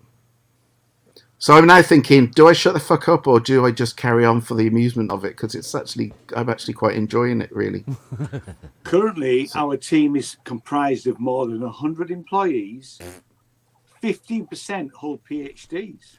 Oh, great. Thanks. So, I think you're missing the point. Your speakers sound fucking shite. Exactly, yeah. So, anyway. So, Plugged them in wrong. Do you know what? Honestly, the first thing I thought of was all of that. No, joking aside, I'm thinking of something wrong here. It's only when you then have to look at all the other comments from everyone else all saying, these are the worst things I've ever, And it's the kind of right to get your money back. But it's a kit. No, for purpose. But they're not. That was my argument. My argument is they are not fit for purpose. I know that they're coming from Hong Kong, but I think because they're selling into the UK, they're under UK jurisdiction. So the law says if the goods are not fit for purpose, you are quite within your rights to have your money back or a replacement if you wanted one. The choice is up to you. Well, I'll have to. And actually, there's I'll probably send you later, but there's a statute to actually to email them and say Here is where the UK law says that you have to Oh, get money back. Ian, I'll get send that you. to me. Get that to me, I'll- because if I I'll can email just start it. kicking up a shit, then. Yeah. I'll send it to you later. But yeah. Really are So like given a the hit, frequencies though, deficiency, the spectrum deficiency, were they expecting you to supply woofer and subwoofer on top? No. of This is the No. thing is, it's the fact that when you look at their stuff, they make out as if it's, they keep using wonderful sound, professional sound quality. Yeah, And the great technology is bollocks. Yeah, the great thing about it is the fact that when they've, it's the kind of bollocks that people who are into sound will buy into. Electrostatics, remember? Quad have been doing those for years. Absolutely brilliant. Yeah. I mean, Yeah, they're they take a bit of amazing. driving, but I mean, Yeah. electrostatic membrane speakers are Yeah. brilliant. Yeah. And have been I've got a since the friend. 50s. I've got a friend with a pair of Yeah. 60s quads that sound Yeah, yeah. incredible. Yeah. But I fuck me, understand the amplifier behind them is Yeah. just, Yeah. Yeah. They're absolutely brilliant. If you can get, I mean, I've sold a few pairs in the past. They're brilliant. Yeah. But they're not these, that's for sure. So No, all those they're not. PhDs couldn't figure out why the low end missing is a problem. I mean, it's just the moment it turns around and went, it goes down to 500 hertz, and I'm thinking, well, that's basically about 2/3 of the signal disappeared then. Wow. Yeah, it's unbelievable how bad they are. But anyway, it's most entertaining. But I thought I'd share that with you before I fuck off. Yeah. So anyway, all you lovely people, and sorry for having a rant. And I hope you have a great show for the rest of the evening. We always expect And at least one rant. So I haven't had a rant for ages. No, not enough for ages. It's quite refreshing. Like You got to keep it up, otherwise you get out of I've practice. enjoyed mate. it. I love Andy's comment. Bollocks. On that bombshell. Okay, have a great Why one. you come on time? We love Lots of you love. for it. Fun, mate. Yeah. Fuck Bye. you, a lot of you, but especially Andy. Bugger off. See you later. See you later. Bye. See you later, fruit bat. What a wanker. Yeah. Well done. Oh dear. God's sake. Must admit, he did tell the story a little bit more reserved than how he did on the phone to me a couple of days ago. Bet. for fear of the show being deleted.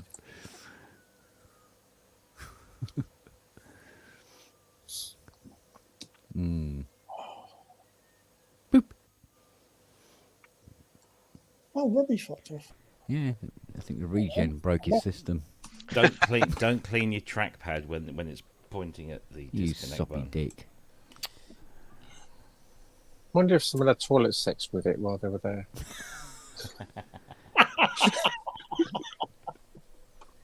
Quite possibly. They probably got better sound out of it than I could. I just realised they've left their SD card in, which is good because when he did the lesson with me. Yeah. He said, "Oh, let me pop this in. I've got some really nice sounds on there," and they were really nice sounds. So I should copy that before we send it back. I wouldn't say that online though. Don't tell me what you're going to do that. oh, you gotta delete it now. Bluetooth. Yeah. He's Yeah, cool. stop Craig's using it as a actually splash tray. Craig from Synclavier is a really, really nice guy. He's British, and he lives in Canada, and he works for Synclavier. Okay. There you go. Well, the interview that Mylar Melodies did with Cameron, he talked about how they post a lot of their great sounds on their website. Mhm. So if you didn't come with it, you can download a bunch of cool stuff from the old days. Oh yeah, I've already got those. Yeah. Yeah. Yeah, I downloaded those as soon as I got the thing. But no, they were stupid enough to give it back to me. So I'll give it some time. Can I ask you a very personal question, Rob? I think so. You know, because you moved house and you had to set everything up again. Uh-huh. Did you have to get used to sitting down in your chair differently? Because every time I come into here, I get in the wrong place and I have to move. And I'm like, no, I'm in the wrong. That's Yeah, all I'm asking. kind Because I of. just realised it. Especially That's what. with this, because I would go like this all the time. So I had to sort of figure out a different angle to kind of come, because my desk is slightly curved. So I'm sort of sitting in the inner apex, if that's the right term. Apparently, I sound as loud as a dead mouse. No, It it's might not be quiet. very, It's very noisy, noisy. dead nice. Yeah. Am I really not loud or not? You're Sounds clearer okay. than you used to be. Let's put it that way. I think that's a euphemism for you are You're up quiet. on max here, so Is that better? no, it's worse. No. Does it go up to What, 11? Am I too quiet? I can't work it out. Am I too quiet or Oh, too you're loud? That's better than it was before you did whatever you did when you Well, reached the over there. fader's back in exactly the same place it was before. Fine. Fine here. Yeah. All right, okay, Yeah, just it sounds checking. great. Better one, better two. Just asking. Yeah. All right, okay. I know How I about have a now? tendency to mumble. No, I have And a now? tendency to mumble sometimes. And now. And now? And now? You better when you speak into the Tracker mic. Jack, no, you're good. Thank you, Tracker Jack. I'll trust you. Tracker Jack. Yeah, it is true. When Ty left, everybody else sounded very quiet. Yeah, well, Ty's always 10 dB Most- louder than most everyone else, appropriate album even in real title. life. What is that? What is it? FM. FM by Makeup and FM. Vanity. Oh yeah, yeah. Like Radio Fab. It's really good. And then some guy came up to me when we were in the foyer bit, because me and Manny, it took us about an hour and a half to get from doing what do they call it? Deconstruct Island, whatever. Seminar. Your Yeah, no, seminar. but when breaking down, when we broke yeah. down the rig, the Chip Shop Boys rig, and it took us about that an was hour a and a good half to name. get. That was funny. I thought, yeah. And some guy came up to me and he gave me this and he said, "This is 99% DX7." So, and he said, "You can have that." That's not. It's mostly plastic. What was the other 1% then? I don't know. But yeah, What is apparently supposed it to released in 1987. Not on CD, of course, but yeah. And then That's another actually guy- a really lovely thing for somebody to do. Hey, well, that was lovely, but this was lovelier. So there's a guy who does kind of synth wavy stuff, but he does a lot of other bits as well. He's a very talented guy called Martin Stonehouse, and he releases his stuff on Bandcamp, but he does physical releases. But he doesn't do vinyl. He does these things, Cassettes. cassette tapes, Yeah. and mini discs. And he's also the one that I What? think He's a nutcase. we featured him on the show, I think, a little while back because he released an album on 3.5-inch floppy. Ah, that So he chap. composed the whole Yeah, thing yeah, on a yeah. GM synth. I think it was a sound canvas, and then released all the album as MIDI files that you just stuck in and then played back through a compatible synth, and you would get your own little version, So you need an SC55 to or hear it, similar. yeah, or TG thingamajigamy. yeah. Yeah. So a limited audience then. buttons. he only does small Actually, production there runs, must but be thousands of those sound canvases out there. oh yeah. Thousands of thousands. Use But a JV30 or JV80 to do it Exactly. too. Yeah, So. well, those Yeah. sort of I've things, supported yeah. him for ages. I've bought pretty much everything just because he's somebody that's doing something. The music's great, but it's because he's doing it, differently. And he came Yeah. up at the end of the thing, and he just stood there. He said, "Oh, Rob, it's Martin." I go, "Oh, you're Martin," because I've never physically met before. And he's, said he enjoyed everything, and then he said, "This is for you," and he just gave me that, and it was just, oh, Nice. Oh, what a star. very nice. I've I just like seen people. Steve Elbow's comment in the chat, which says, so do Ty's vocals operate at 15 volts.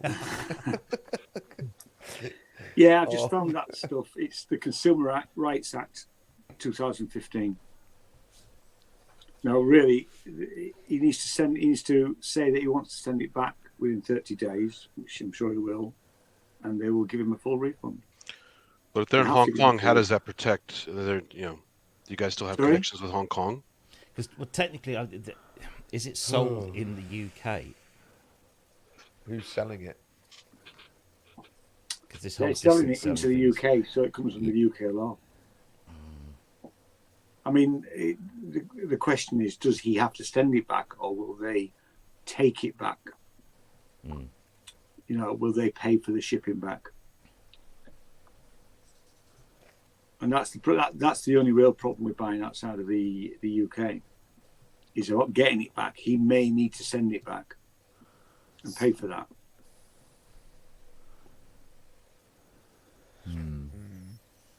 That's the grey area. But anything bought in the UK that isn't fit for purpose. Steve Elbows just said another question is whether Kickstarter counts as a normal sales transaction. Yeah. Well, I suppose it's you're probably paying worth having a somebody for conversation with something, Kickstarter so- because they're not a UK operation like Kickstarter. They're American. It's also like a buyer beware site, so they tell you right up front you're not even guaranteed to get your product, and if you do, oh well, right? Yeah, but they have provided the product in this case, so you know the usual laws of buyer and seller apply now because they've sold it. If you buy from Alibaba, watch out. There's no protection at all. So, I would never buy from Alibaba. well, cheap stuff. No, yeah, no, I have actually got an account, but I've never used it. Is AliExpress part of Alibaba? Yeah. Mm. There's also Temu, Temu. Oh, I didn't know about Yeah, I've Temu. seen that. Another one. Yeah. Wish is another I know a one. lot of people Are in they all like the Chinese car- websites? Yeah. Yeah. Yeah. Well, they have a English front end, but yeah. I know there's a lot of people in the kind of car modification community that, certainly here in the UK, that often buy modified parts, you know, like spoilers and other bits, and you know, like lights, you know, puddle lights, that little lights that shine down from your wing mirrors. You Yeah. can buy like inserts with the make or the model of your car, so when you open the door, it shines, you know, Ford Capri gear, Yeah. you know, on the floor. I always see I bought my people say, "Oh, where'd you microscopes get from that China. from?" They're great, so no problem with them. Their address, that company's address, is actually in Lithuania. Which is interesting. They're in Lithuania, but they're being made in Hong Kong and shipped out from. That happens a lot. Yeah, pretty much what everything's was made it? in China anyway. Almost everything. My Yeah. watch, Probably, yeah. American company with a British office, Yeah. but shipped from Hong Kong. You know, happens a lot. Yeah. So if you don't want to buy from Hong Kong, if you don't want to buy from China and Hong Kong, it's almost impossible to find out whether you are until it turns up. Yeah. That's the problem we had with buying products. What we thought was through a UK dealer, through a UK distributor, and then finding that they've actually get it, made Robbie? in Hong Kong. No. They're made it in China. But the Temu prices are pretty wild. I mean, I bought a little haircut thingy to catch the hair when you're buzzing your hair off, and it was like $14 on Amazon and like $1.50 on Temu. So A little thingy to catch your hair when you're buzzing your hair off. yeah, it's like a Elizabethan collar. You Velcro on your neck so it catches all the hair. Oh, like a rough Oh, I've got one of Yeah, them. yeah, they're great. Did you start waving a hanky around? bird who swallowed a plate. Actually, I think mine it makes is me look yellow. rather Mine is yellow. sexy. It used to It's belong better to my than children. sweeping up all the damn hair off the floors. Put the big collar on again. Sorry, Hey, Matt. say. You and I are on the same page No. there. Isn't it a bit rough? Oh, Whoa, ba-dum. oh, ba-ba-dum. Where's the button, Robbie? Oh, sorry. Womp, womp. That's the one. Yep. I was too busy. Is it one of them, Andy? Like What, that, yellow underpants? but not yellow. Yeah, What? Yeah, but not yellow. So, How many yeah, fish have you caught in that? there we are. It's demonstrated. it really works. Yeah. It does work, actually. Oh, Yeah. you've got one, Ian. He looks like one of them things from fucking Jurassic Park. with that Hang on a one. minute. Just spit acid out. Yeah. I have to explain this. This is not actually mine. Jane bought it when she used to cut the boys' hair. Yeah, yeah. There you go. Well, it makes you look like a bird that swallowed a plate. That's exactly it. Well, and I now think that it makes Jane you cuts look my rather hair, sexy. And for balance, Well, you've got to have good balance. I mean, I need it because I cut my own hair. So Robbie. actually, a very useful thing, and I'm with you on that, God. Andy. Yeah. it saves money too, right? Well, Haircuts that- are like Oh, 25 it bucks. does, yeah. Did Ian play the sun in the Teletubbies? Yes. He's just kept that secret for all these years. It's out now, did you know Ian. that the woman or the Wagyu. girl that became the woman You're that also was the secret girl regardless. that was the face in the Teletubby son has just had her own daughter. So Wow. Oh, shut you know up. how old you are Oh, now. there you go. Fuck off. Fucking hell. Hi, Paul. Hi, Paul. Hi, everybody again. Oh dear. Oh, God, my bloody eyes. When did the dog-friendly pub? Yeah, what's for the dog? Yeah. I mean, When did that appear? We like some of that. us. It what is a about dog-friendly those that are pub. allergic to I dogs, know, like me but and I just Andy? I've Well, noticed don't it. stop eating them then. I'll put it there a few weeks ago, I think. Are you talking about Hong Kong? Yeah. again? Well, last Oh, wait a week. I think that went up last week. That one. Like I that. spoke to one or two people, Kent, who'd been got in the nads by your dogs yesterday. Oh, that the they did it list is long and yesterday, but- distinguished. Yeah, it's this long and It's a rites of distinguished. passage. Yeah.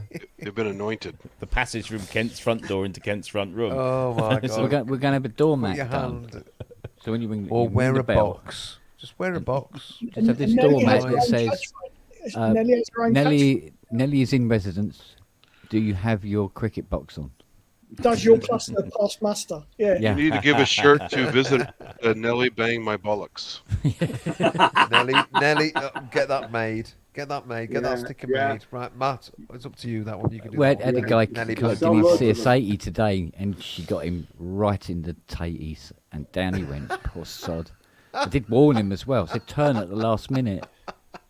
He went, and I went, oh, and down he went. Oh dear. I like the way she just sits there and wags her tail at you, going, got ya? You're my bitch now. Yeah. Oh, But of course, now Noah's very active as well, so he's hopping and jumping around in Yeah, circles but he couldn't around. hit you in the nuts unless you didn't have any He- legs. he Yeah, or he'd go, something. here, I come can here, win come that here, come one. here, come down here, come down Yeah, here. yeah, yeah. Oi! Oh, Have some of that. How, Come come over by how this is chair. little Noah? Is Noah doing all right? He's Is he doing better? brilliantly. Oh, good, good, He's good. doing brilliantly. The injection, which we hope lasts the month, he's now all over the place. He's running up and down the garden. He come up the stairs by himself as well yesterday. Bless him. So he's really... Well, we don't want him to overdo it, but he's enjoying the freedom, put it that way. Yeah, but he was up for the unboxing, wasn't he? Oh, yes, yeah. Yeah. But he's... Who's bought something on eBay? Not me. Somebody just got an eBay notification. Not Not guilty. me. Not me. Wasn't It me. was you, Robbie. Oh, no, it wasn't. No. Bought a sync clavier. Oh, he's just bought a bigger SD card. Paid for one of them? No, Oh, Robbie by just the got way- that haircut collar. So. By the way, I said to Craig, I said, come on, mate, bit fucking cheap. $2,700 synth, and you don't put in an SD card that's absolutely essential to the running of the synth. He said, no, seriously, good point. So, yeah, Yeah, well, it expect was... to see. And apparently, Yes. don't quote me on this, But no, actually, I'm not going to say it because that might get me into trouble. But if you All the bought more some reason. clavier, don't worry about it. You've just hinted at it enough that you're going to yeah, get... all the more reason to say Never it mind. now. Yeah. Well, no, it was implied that if that was going to change, then previous purchases of the synclavier would not be left unattended to, Left wanting. allegedly.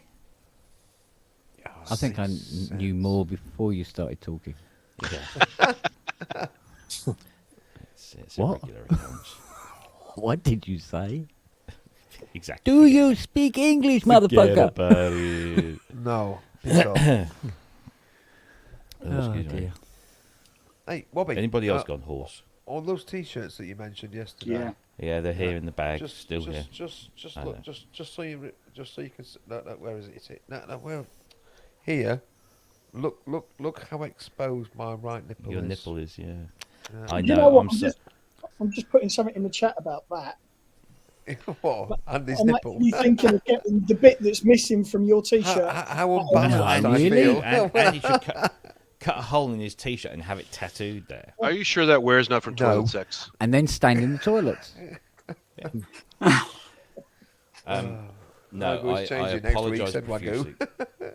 I bought No, all the don't you need t-shirts don't need with to me, apologise. It's one of those- and they one were of on those my things. trolley all the time. And I thought, you know, I'll dish them out. And you're and like, no. I completely forgot. Are they selling those shirts again, Robbie? Are they? I think Andy at Viper Graphics is back in action. You would Because have they're crazy. contact him. There's crazy shipping on those, right? To the US, yes. Yeah.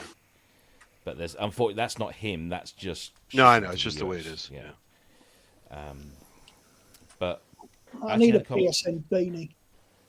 How does Babs do it? I mean, because hers are She available. uses, well, through she the- uses one of those t-shirt manufacturing sites like Cafe Press or Yeah. Okay.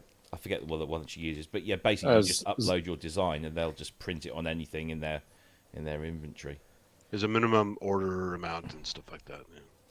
I mean, we There might was a- do that, but there's also Amazon. Amazon offer a complete merchandise service, and it's global, and they obviously take a little cut, but I need to investigate that. So Yeah. Somebody's just said you're changing the logo next week. I think that was a barbed comment. Oh. See, this Although I mine do fell off. recall No, Robbie mine throwing fell that off. out as a comment the other day. Last PSN, I think, that he was on. what? That we were About thinking of changing the changing- logo. Not the PSM one. No, it was because it was a box with a sine wave in it, wasn't it? And Yeah. there's no triangle or yeah. Well, come on. Maybe that's what we should do. We should do a range of T-shirts where instead of you have an option, you can have a sine wave, a sawtooth, a triangle, a pulse. You know, why not? I've got those tattooed on the back of my neck. There you go. Oh, We could do a range, and then what that would encourage is people to buy all of them. Got to have them all. That's the knack, Yeah. isn't it? Yeah. No, we are looking into it, and we are actually looking to become a bit more professional. I think is probably the best way of putting it. No, Oh, just fuck, really? Just yeah. No, from a behind the scenes perspective. Oh, right, okay, Yeah, that's fine. don't Yeah. worry, mate. You can still be as random as ever. Yeah. Um, Yeah. Did they say there was a polo shirt version, or they're working on it? Yes. No. Ben's got a polo shirt. Okay. Cool. But if you want to buy from Viper, give him drop him a line, and ask him. But we will get something sorted. Yeah, we will. Promise. And I actually didn't know brought that my they were t-shirt. doing those. Greg was doing those front panels. Who? Sorry. Do you remember the Jupiter 8 front panel? Yeah. Oh, Craig, yeah, the front yeah. panel, Yeah. The front Yeah, panels guy. Yeah. They look Is that- gorgeous. It's all back on again. Oh, he's there. He's. He was. Yeah. Yeah. He was showing at Synthfest yesterday. In fact, and I they only saw did him on the look Fridays amazing. we were loading in, and I said hello and caught up very, very briefly, and then I didn't get a chance to go and see him after that. It's like Jervis was like, I missed you. He said loved the seminar, but we always miss each other when we're at places, and so I like him. Because I've been putting some bits and pieces together, and the idea is to try and figure out a way of getting a complete JP8 together for Matt. That Matt in the middle, Aye. rather than just the. Can't do that. Yeah, can. Yeah, you can. It'd be mostly, parts with tape and super glue. Like most of my studio. It'll basically be 2 JP08s in a box. Yeah, Yeah. just bring them out But to the front panel. exterior, Stick Or- a fucking or one of stick the a Danny rubber Jupiter board on it, eights and that you are get in a Kent's fucking garage. VST on there. Well, Yeah, it's funny because me and Fiona were going through the some of the parts boxes, and we found 3 JP8 computer boards, 2 interface boards. There was 9 voice cards, which was quite interesting because there's only 4 That's in a one more than you JP8. need. No, Oh, they're 4? duals. Yeah, there's only 4 in a Oh, JP8. Wow.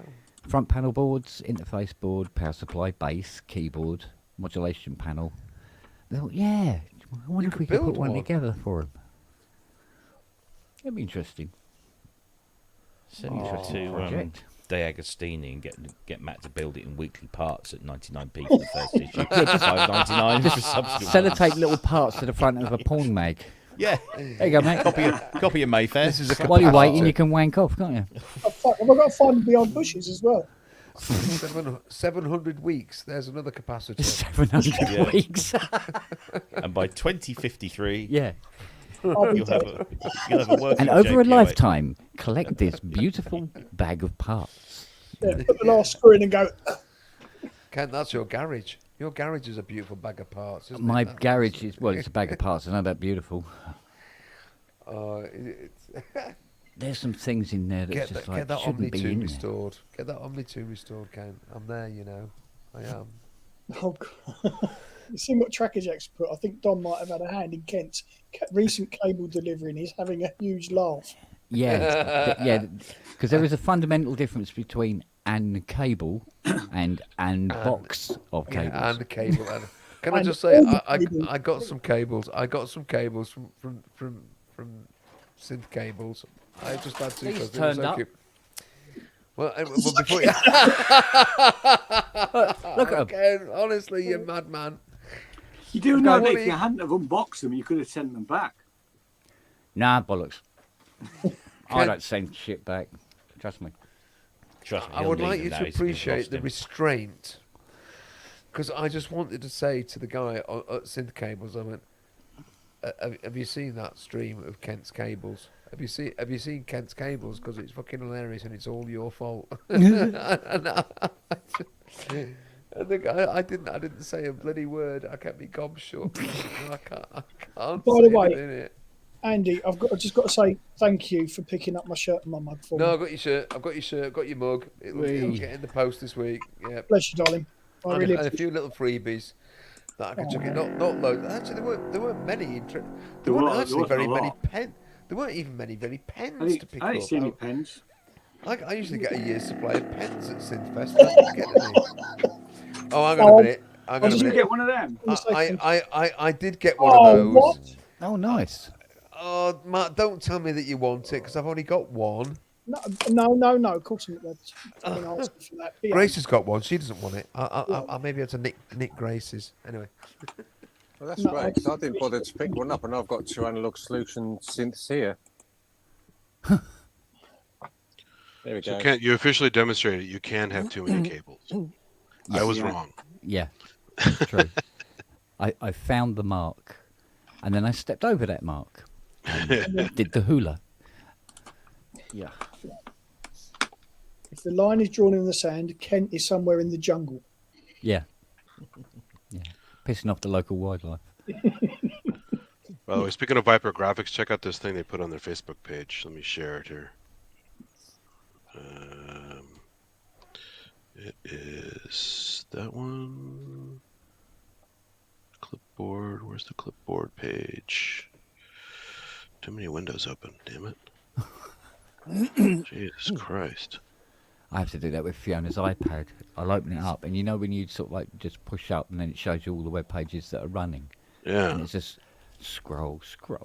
She never shuts a bloody turning Nice. them all That's off. very nice. Oh, look at that! We should have got Ben one. Rob. Yeah. I didn't realise they were doing them. I said I didn't really do much sort of browsing, unfortunately. Always happens when you're That's a t-shirt. working. God bless you, mate. Oh, nice. You got you small. You wanted a small, didn't you, Matt? Have you seen the fucking size of me? I'm kidding. You're all right, mate. What? I was with him when he bought it. XXS was it? That wouldn't make sense. Excess. That's my t-shirt, so that can go up on there. Thanks. Oh yeah, of course I couldn't get Kent one this year, could I? I fucking got you one last year. There's your mug. Oh, Oh, Ooh, bless you. let's put it the right way up. you just Love tipped that. all the tea out everywhere. Here it is. I'm sharing it now. Here's the graphic. All right, hang on a sec. Let's get to that. Is that your Jasper standing yes. Yes. Love it. It's pretty good, huh? Yeah. Oh fuck! I need to get one of them for the missus. Oh man. Yes, prom it is. Yeah, that's my Jaspers installed with the lovely 88 from Kent. They are Installed. nice, aren't they? Those Jaspers. Just- Yeah, and actually, what I've realised, I can shove these over, and there's the space because this is massive underneath here. That's a 150 width, isn't it? It's a 150. 145. If you've got an 88 on there, it's a 150. Yeah. I think it's a 145. Oh, okay. They do some odd ones. I do think it's. I think it's a 145. I spent ages measuring to see was this going to fit. Is this? But looking at this, I'm going. No, actually, no. That's right bang at the end, and there's about. No, I think it's 145, but there's space to add extra arms and put things on. So. Oh, you can't see it in it. I've got a 150 over there, and I've got. Have you got the square bits at the bottom? You have, haven't you? You've got the ones that comes down and then goes square at the bottom. That's that one. Oh, right. I bought that for the Fairlight, so the Fairlight would sit there, and then the CPU would sit underneath. But yeah. That one over there is just 6 tiers down to the floor. But yeah, I've got 3 synths. I've actually got 3. I've got the SY22, the DX11, and the DX7 II, and then to the right of each of those, I've got RX5. QX1, QX5, QX3, sorry. And then on the bottom tier, I've got the Cobalt 8 and the Alesis Fusion. So you can get, a big one and a little one. Wow. Quite easily on there. I tell you, perspective is weird. Do you know do you remember where the Moog, the RA Moog guy was with his Moog System 15? He's there every year. Yeah, he's there every year doing his bit. Yeah. What a dude. Shit. Right opposite there was the KX88, the DX5. That was Mike Gorman's. Yeah. And above it, a DX11. Yep. Which looked tiny. It is, because... And it's a 5-octave keyboard, but it's this thing like the CS15. Yeah, exactly. So it looked really small. But can I just say, I did actually play a KX88 attached to a TX816 or TX816 as you kept calling it, which is it's always been an 816 in my head. But that potato. So I have played it.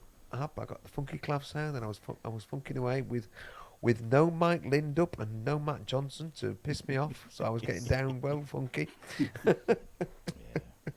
No, Paul Gilby said to Mike a while back. He said, "Do you really?" Because he knows it. Actually, it was Gilby that put me in touch with Mike some years ago, because Mike had that he's had that DX5. He brings that to the Synthfest like every year, I think. But Paul said to him, "Oh, you do realise we've got a seminar this year, all 40 years of DX7, etc., etc." So Mike says, "Right, okay, I'll go and bring everything I've got." The whole bloody lot. Yeah. Right. Well, good on him, because it was a lovely little display. That I really was. liked it. Yeah. You see, I'm not completely anti it all. I'm not. How can you be when you heard what Manny does with it? Even the TX816 patches were just phenomenal. Yes, that I'm sorry, but piano patch, that grand piano, fucking scarily good. How do you do that? When he sent that the attention to detail. Yeah. It's just mind-numbing. I'm glad you should hear about this one. Our patches he made; those are crazy too. when somebody, I don't know if you've heard it though, Andy. I don't know if you've heard this. Not that one. No, I've heard his other patches in the past. They're amazing. It's like there is an occasional something that isn't an acoustic piano, but for the most part, you'd go, fucking hell. It was so. Does it sound kind of like a piano tech? It just sounds. I mean, some of the resonances. It sounds amazing.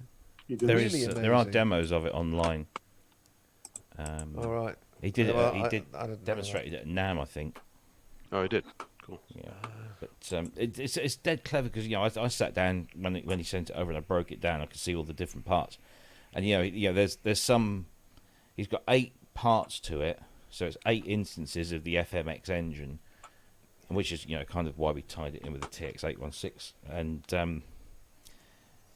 so one part is only assigned to like the lower half or the upper half of the keyboard, and is just playing those elements that you will only hear when you're playing in that range down there. Yeah. And then clever.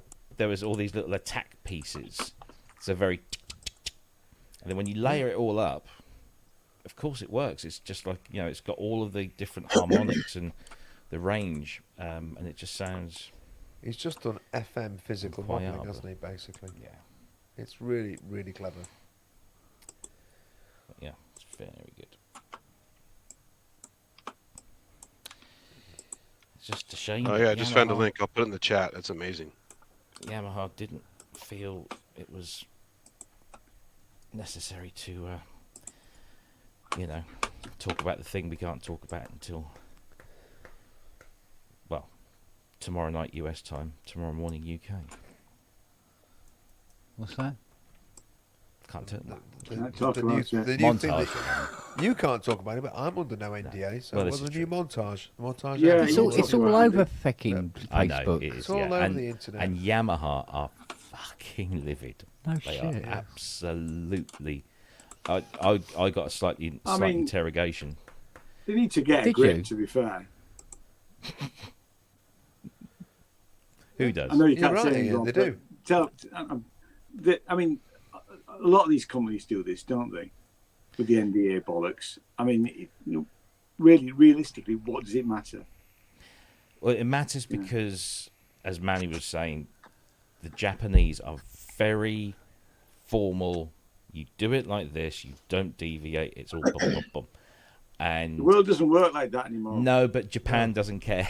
It's, know. it's a cultural Well, thing. You know, they need to. It's a suck you up cultural and- thing, which is Suck you why up. when you look at Roland, Yamaha, and Korg, quite often it's the American divisions that are doing, you know, that are adapting and changing with Yeah. the times. It's not the Japanese divisions that do it, but Yamaha HQ, in their very, you know, restrained Japanese way, stomping their feet rather than actually. Yeah, having worked at Nikon and having a British American guy running as the local CEO for a while for our local division, he was not popular with the Japanese because he was too in their face and too forward thinking, and yeah, he was ousted pretty quickly. Now, Neil's just said, I think Yamaha leaked. No, Yamaha didn't leak anything. Hi, Neil. Two places leaked Hi, Neil. it, and they would have got their information just as we all did from Yamaha's PR agency. You know, we get it all, and we have to agree to NDAs, and we have to agree to embargoes. And Yamaha didn't. It's just not what they do. It's not what any of them do. So anyway, but yeah, it's very impressive. It's very good. So yes, even guys from Yamaha UK were peed off that they couldn't show it because they really wanted to. So. Yeah, well, they missed a trick there, didn't they? Really. They but did. maybe Synthfest actually doesn't really matter to Japan. Well, Uh, I'm Synth surprised if Yamaha Japan even know about Synthfest. Exactly. Yeah. You know. So I mean, it Roland generally won't don't matter. show up. Roland never show up. They never do. no, They They never used to. That Roland have been there. Yeah, but They have been there because I remember when I was talking to them one year Yeah, about yeah. they stock. They were rarely there, show yeah. up. Probably that, go. that Andy They are- guy they with are- long hair and the skinny of legs, all of he's them. definitely been there. They're all a Before the little bit. pandemic, they were there. Korg are always the best, you know, for attending Oh, these things. their room's great. I didn't go in The there Yamaha this room year. is great, to be honest. Were you scared? Let's be honest, that finger No, drum's at all. great, isn't it? No. Yeah. You can be African just doing that. It's great. I love Actually, it. the reason I didn't go in, it was too busy. Couldn't get through the bloody door when I walked past it. Manny walked in, went straight to the Op 6 SE. Fucking hell. He's going, yeah, I do like this engine, but fuck me, this price. Good on him. And he wasn't. He I know. wasn't I know. I whispering saw Luke in there. I don't know whether Andy was in there. Yeah, I saw sales Luke, rep yeah. himself. Yeah. I didn't give Luke an ear bending this year. Well, I mean, he'll still be recovering from the one he gave him last year. Probably. I just want Korg to release an Electribe Pro. It's not going to happen. Why It's not? not going to happen. I agree with you, but They still had there at Synthfest this year. I mean, this thing. Oh yeah, Yeah. Oh yeah, These yeah, things yeah. are- okay, in the new colour schemes, but it's Yeah, the yeah. same bloody thing behind the. Yeah. They still had them. And I go, what? Fucking hell, yes. It's like Roland they're when they great. rebranded the SP44 as Ira, and they had the same box as green on it. Yeah. Yeah, Andy. I mean, make an Electribe Pro that's worthy. Combine the sampler. I still prefer the EMX line, the previous one with all the knobs and sliders and stuff on it. Yeah, I mean, yeah, I understand that. That was that, but that was also a thing of its time. They're not going to revisit that particularly. No. But it's about making a groove box. I mean, Roland have done it because Roland's took out the MC707, which is like, oh yeah, okay, yeah, cool, yeah, and he can put samples in it, yeah, open it, and he can do this. I love my Electron, which is why it's still here. I've got another one in a box in the corridor. I got the samplers. Oh dear. Well, I didn't give him any ear bending because I know it wouldn't get any further. He just nodded his head, smile, and say, "Well, yes, it's a really good idea." And yeah. Well, we've been Sadly, mentioned these Luke things. doesn't have much clout. No, he's just there to demonstrate and show off his skills. But I mean, they probably have a lack of interest in general, right? I know a lot of people are diehards, but how many people really want to buy a new one? Andy would. That's what I mean. I mean, some diehards, but I mean, Actually, that's not numbers, right? I So- think No, there are it's lots. not. There were lots of people out there who were fans of the Electribes.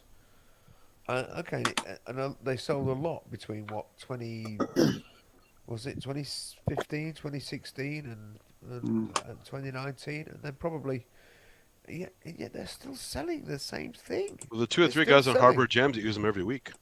Absolutely, yeah, exactly, yeah, Yoris. Yoris and another guy. Yeah, absolutely, yeah. And The guy does it in the kitchen. It looks like a But this- kitchen. Yeah. But come on, But is that like the EMX1 then, Andy? What was that? Sorry, Keith. Was it like the is it EMX1 they call it? No, there's it's the E. This is the ES. Or the latest versions that they have the Electribe name on. They're really flexible boxes. They're really great. But they've got limitations which make them bloody irritating at times. And you can't make something like that the centre of your setup, which is what I was hoping it would be. Because I've got two of these. That's 32 tracks. That's brilliant, and I can do this. I can send the MIDI out, and no, you can't. No, you can't. There's no MIDI through. There's zero MIDI through. So you can't play the keyboard and have it attached to the Electribe and play the MIDI track to something else. So I'd like to record on that track my Supernova. Can't do it. You can't do it. Well, you can, but you don't hear the Supernova. You hear the internal sounds, and then you got to switch those off and then play. It's a ball ache. Yeah, you got to buy a MIDI Solutions box. You do a MIDI splitter, a MIDI merge, and I can't be arsed. I can't be doing these little clag nuts, gaffer tape to me stands everywhere. No, thank you. But it's still a box that I love deeply. I love it. I love the Electribe. So it's still here. That's why I put it back on here, because I can just turn to it and go diddle, diddle, and rack something up. It'll clock. It'll clock quite happily. I want a bigger and better one. Don't say MP7.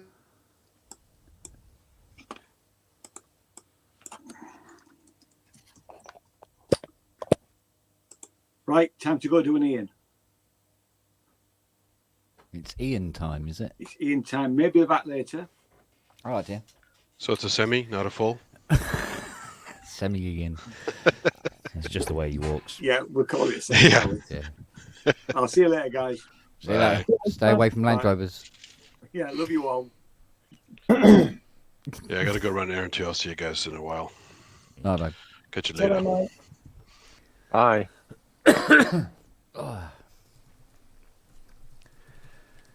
Oh God. Yeah, it was quite interesting on Friday. Mm. I wasn't quite sure how it was going to be, but it wasn't too bad at all. Well, two things. Number one, well done Good job. for just going, Yeah. because I know that's not easy for you. Number two, Oh, yeah. what a great result. Yeah, So, mental, huh? Yeah, brilliant. No, so well done on both counts. Yes. Yes. Should be good. I hope it works out. I really do. I really, really do. I really do. I was talking to my mum about it. I said, "Oh, Kent was talking about going out," and she went, "Is he all right? How is he? Have you spoke to him? Find out how he is." Which when I text you because I was sitting in my mum's at the time. Yeah. Yeah, it wasn't as bad as I thought it would be. Good man. Initially, yeah. Oh, man. They offered me a cup of tea, and I had to decline because I wouldn't have been able to hold the cup. It's fucking like this. Fucking like this business. Which is ridiculous. But No, it's not. well, it is. Not at all. Not at all. No, I've always tried to not accept it, if you know what I mean, or not be comfortable with it. Yeah. But yeah, no. So it went well. I mean, it's possible. It's possible we might have a fully fledged, fully working anaglyph at Synthfest next year. Yeah. So he's into his synthesizers and he's a coder. I love his together. Oh, Ian's got. I'm sorry about that. I got blue screen of death for the first time ever on this computer. Oh, It's just where. perhaps it's where you're sitting. PC. Oh yeah. Of course it is, Ian. Yeah. Heat. How warm's the room? Not particularly. Mm. Ambient Oh, room mate. temperature. I What? was trying to problem solve for IK Multimedia yesterday because they'd got the Uno Synth Pro X there, a couple of those, and one of them was hooked up to a laptop, and he got the editor open, and it was a Windows machine, and he could not, and I could not figure out. It just wasn't talking to the Windows machine. So you plug it in, the editor would come up. Oh, thank you. The editor would come up and it would say waiting for Uno at the top, and that was an early problem with one of the first ones, but then it was fixed in software. So I jokingly said, you know what, mate, you should get yourself a Mac, speak to Della and get yourself a Mac. And he sort of chuckled and he said, so I said, well, look, let's try it. So whipped my MacBook out, plugged it in, boom, first time it's all there. No problems whatsoever.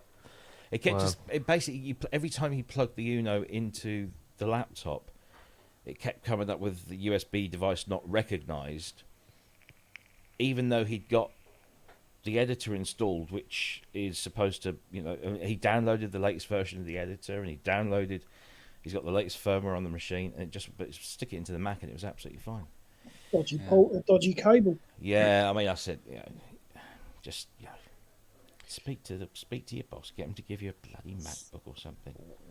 I just sit here now thinking, why did my computer suddenly decide it was going to go? Oops. Because. Yeah. Just because. It's never done that before. There's a vowel in the month. Yeah. Yeah, thanks. The The day's got a Y at the end. thing I normally look for with a blue screen is temperature. That's the for me, it's the first thing I'd look at. Whether it's not getting warm. air, It's not. it's not It's not airflow. particularly warm in here. Whether the Airflow. computer's heat.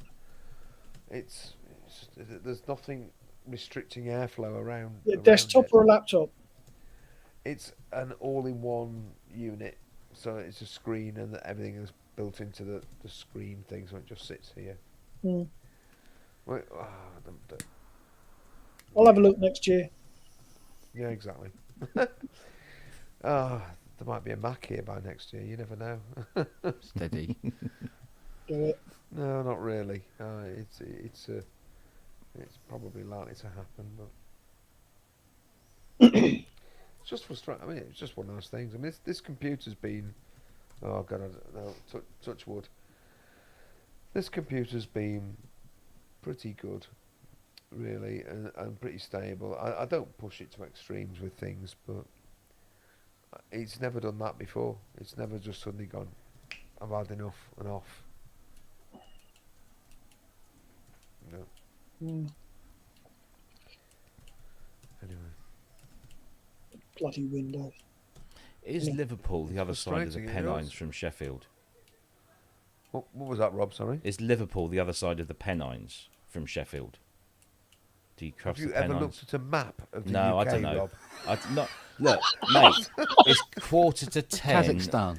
It's Kazakhstan, 10:45 yeah. on the Synth Fest weekend. Abyssinia.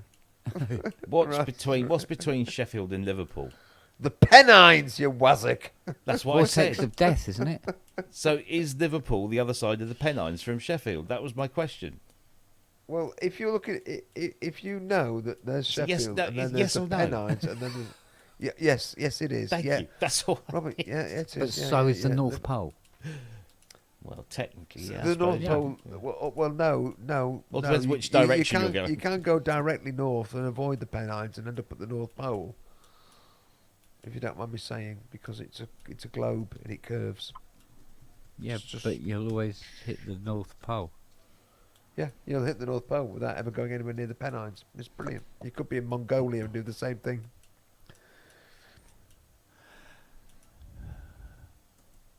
In that case, everywhere is everywhere then. All at No. once. All At at the same once. time. Everything's everywhere all at once. Yeah, because if it goes south, you'll eventually hit the North And Pole. Robbie just wanted to know if there were hills in the way. Yes, That's there are all I hills. wanted to know. It was. There I are was just hills. writing a last line of an email that said, Why is your "Hope car you s- pretty weak? Hope you had a safe journey back across the Pennines." Across Ah. the Pennines. Yes. That's all I wanted to ask.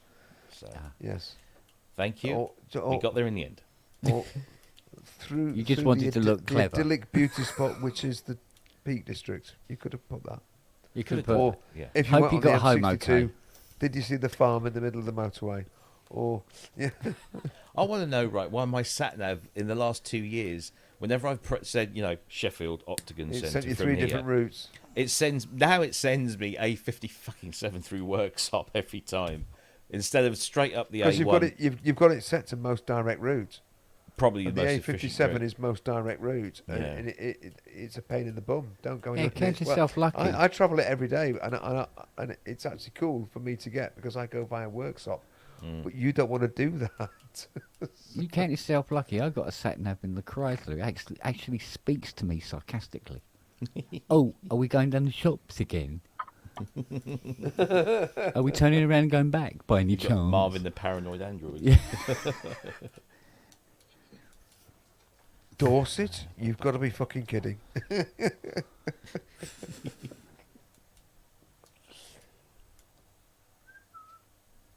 Right, okay, so yeah. Email written and sent.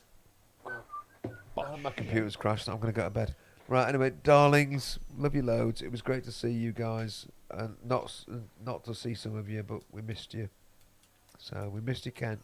One day you'll get there, hopefully. Oh, You never know. Yeah, you never know. An alternate We'll do a universe may Mr. pop T up. and drag him.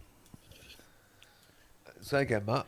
We'll do a Mr. T from the A team and drug him and get him out there. And then- Yeah, somebody tried that with me before. I don't think they ever got the inside of their car back exactly the way it was. Oh, fucking hell. Oh, I'll get that parcel Hope they sent do this a week, bought Matt. ticket. Bless you, mate. Thank you. And I'll see you all anon. Take Take care, care. everyone. Bye, Yeah, Andrew. darling. Bye. night. See ya. Press the button, Robbie. Just press it. Just press it. Just press What a wanker. At least you heard it this time. I'm pulling an email. I'll be back. What, you got Sammy? I'll be back. I've got full on, mate. That's why I can't stand up until I turn my camera off. Oh, lovely. Take your eye out from here. Probably not got his shorts on either, but In never joke. mind. Yeah.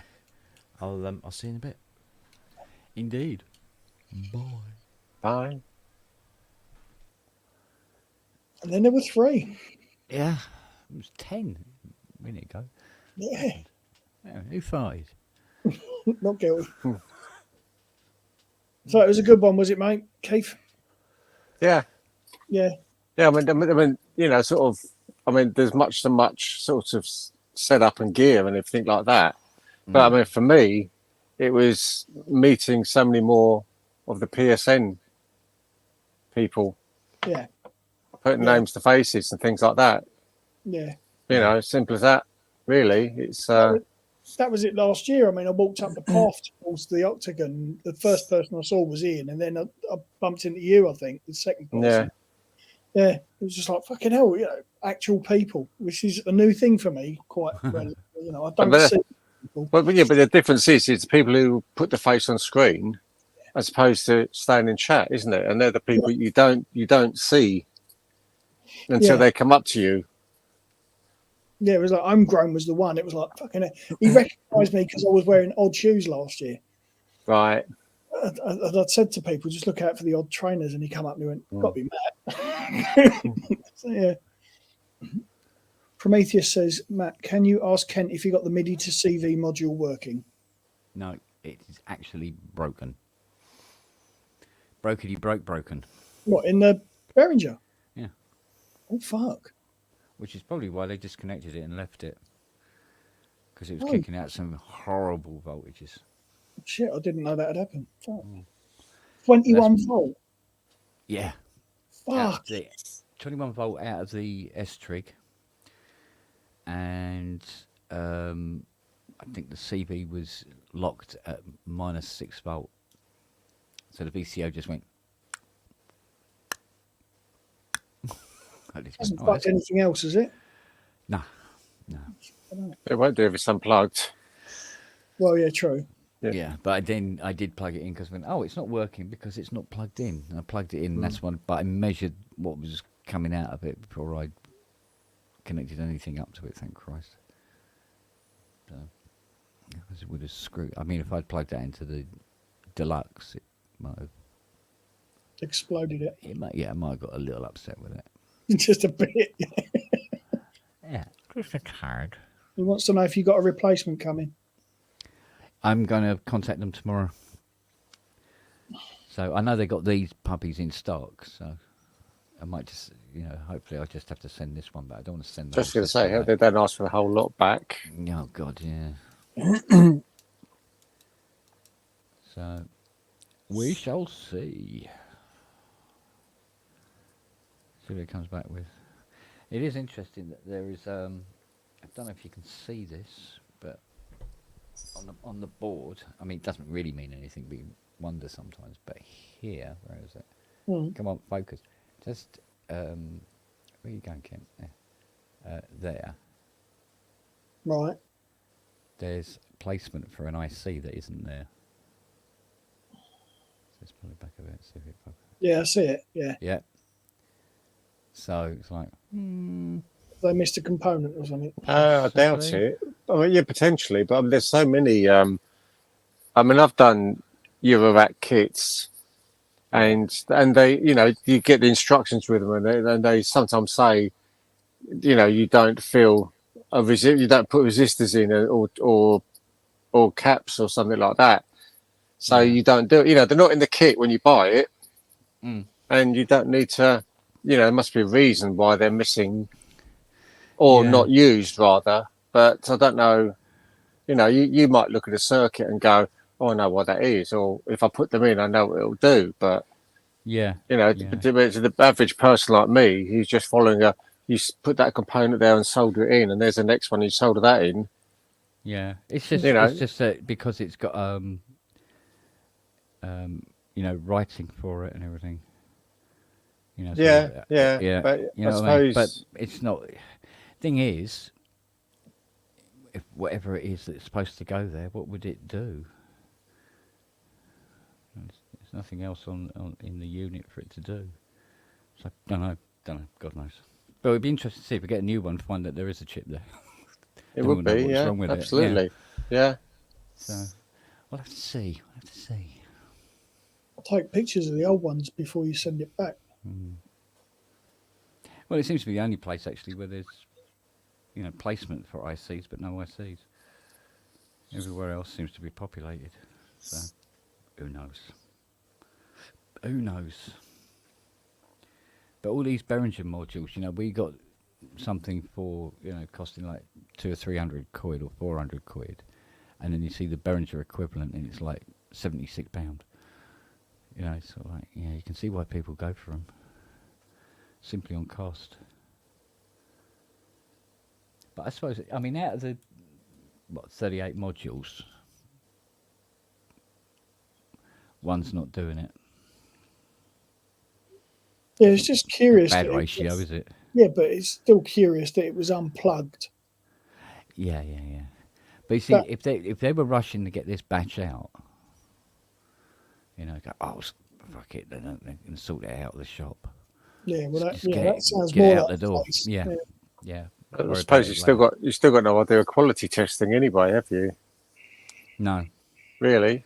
You know, when they've just built the module, I mean, do they plug them in and go, yeah, that one works, or do they just, or like you said, do they just literally say, sod it, we'll just send it off to be put into the 55 system and let them deal with it later? Yeah. Oh yeah, that's right. Yeah, because for a while it was, you know, it was a 5-week waiting list, and as the 5 weeks was nearly up, which was about middle of September, beg your pardon, and then it upped it to about 11 weeks. I thought, oh Christ, we're looking at November now, and yet here it's turned up at the beginning of October. There's certainly been some midnight oil being burnt, and it probably, you know, let's say rushed 500 units or whatever. Yeah, it's interesting because he says he's just looked on Toman and he says that particular board isn't populated with that thing, the IC slot. It says they've been making those modules for years. Yeah. I mean, Kent, did you get the email for Anderton's that says, I mean, I bought that, and I got an email one day, and it just said, well, it's on the boat, but it's just not quite got into the docks yet. Yeah. And then you know, probably within just a few days, it was like, oh, your order's on its way. So it could be just some of it could be just this stupid things like ships waiting to get into docks and it could be. I mean, things like that. Still quite a lot of hold up at customs, that's for sure. Yeah, but that's what I mean. No, I didn't hear a word, and then suddenly I just got this email come in saying it's out for delivery tomorrow. Yeah. Like, oh, okay. So, but I think Anderton's really go out their way to keep, you know, to with their customer communications. Mm.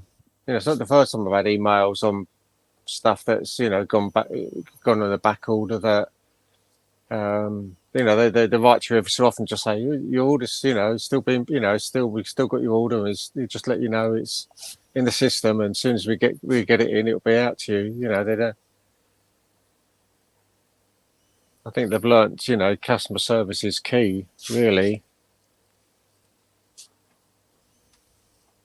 What's this? It is not populated.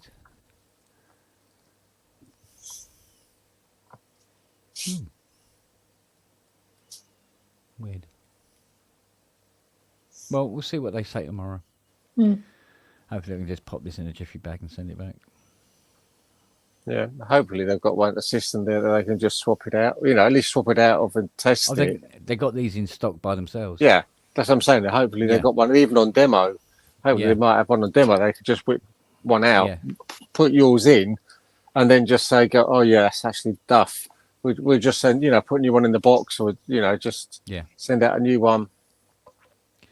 Yeah. Well, at the moment, I'm just bypassing the whole thing at the moment. It seems to be working okay, so it's not like it's rendered the machine useless or anything.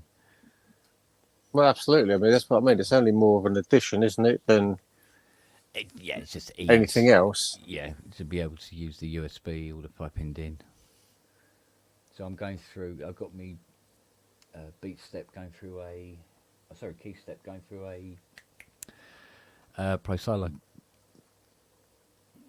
You know, Kenton one out of the workshop. So there's nothing CV down there at the moment, so we're all right. Nothing to test with it. So what are you planning to put in Are you planning to put any more modules in down the bottom? Yeah, Go on.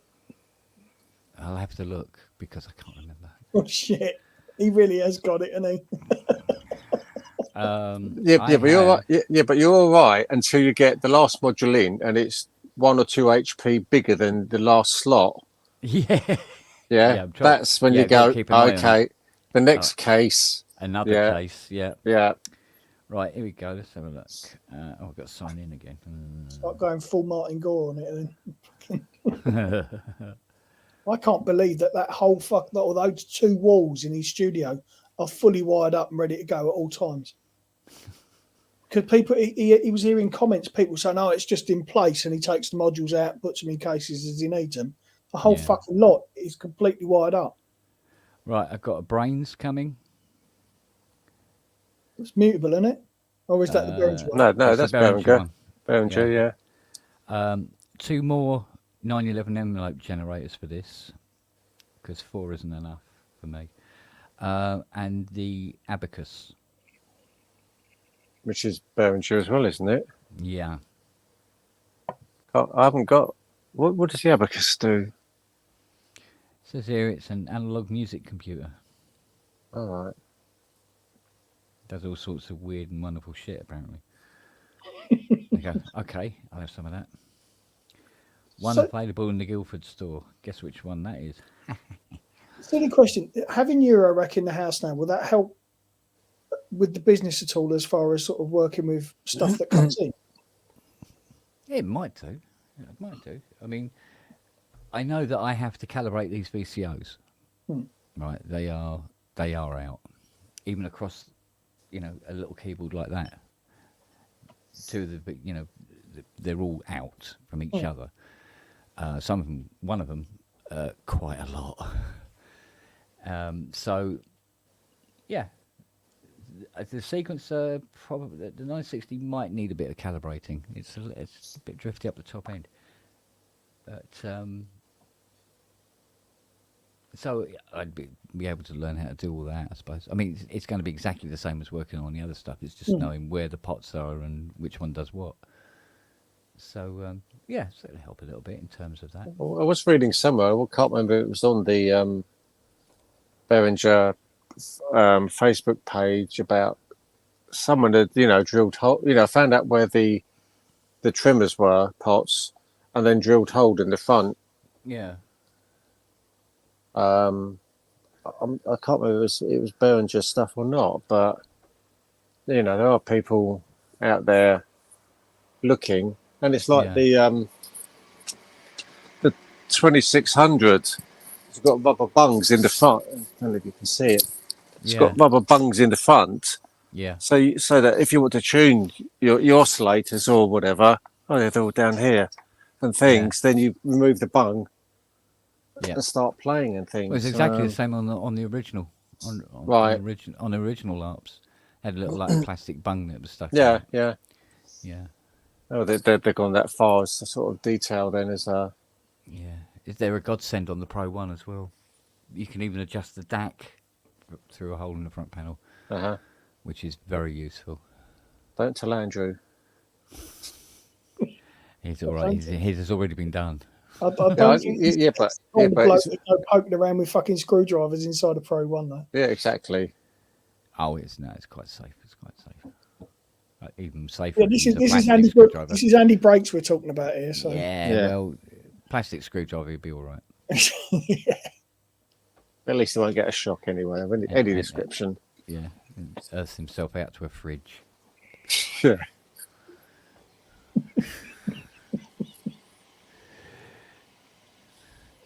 Oh fucking hell! I could be around much longer, gents. Oh, I can't do it. Oh dear. Sorry to hear that. Sorry to hear that, Matt. Yeah, I've had quite a weekend myself. I'll tell you what, trying to load this 80 up in the back of this car tonight. It's in this enormous flight case as well. I was like, oh God. I'm sure one of my testicles popped out when I lifted that thing up. Something fell on the road.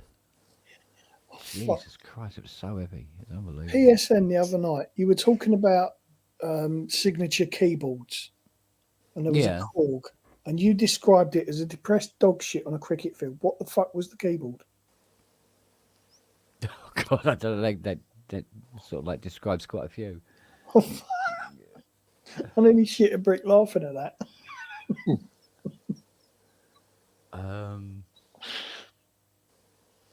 was a grey thing. But that narrows it down to 90%. Yeah. I don't know. No idea. It was just like, oh fuck. No, it was funny because there was somebody put up a photograph of a EMS polysynth on Facebook, and they were discussing why it looked the way it did. I think it was, it's probably an educational keyboard because it's all yellows, blues, blacks, reds, and all this sort of thing. It's like really, really garish, right? And it's not because it's not because of that. It's just a fucking ugly keyboard. It's just really, really ugly. And the knobs work backwards. They're anti-clockwise. So it's like you're using the synth and it's actually upside down. You want to be standing the other side of it to make it work properly. That's a So three. the keyboard's over there. Yeah, One of them, isn't it? Yeah, absolutely. Let's make them work backwards. Yeah, they probably took that to NAMM and people going, "How much coke did you have?" A bit. A little, you know. Yeah, those pots, were they really cheap?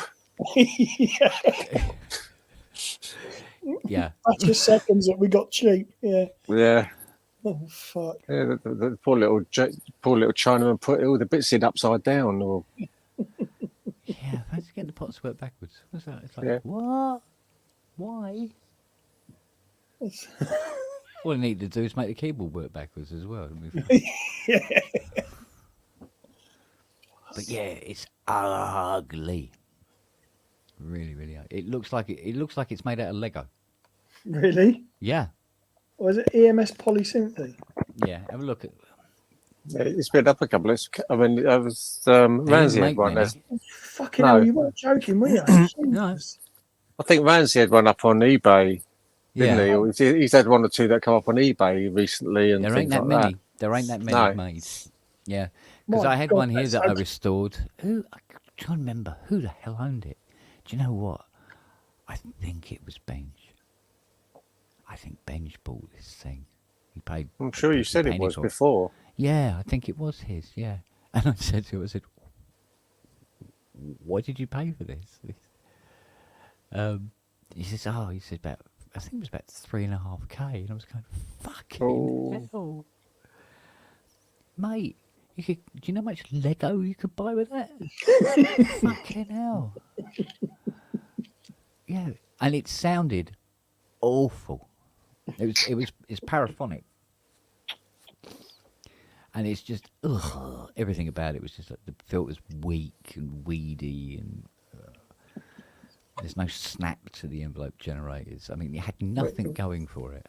It doesn't have to be anything much if it's educational, does it? Well, it wasn't. It just. No, it wasn't. That must be the only reason that it could possibly look like that. And so people thought it was. It was done like that for educational reasons, and it's not. It was just that somebody at EMS thought,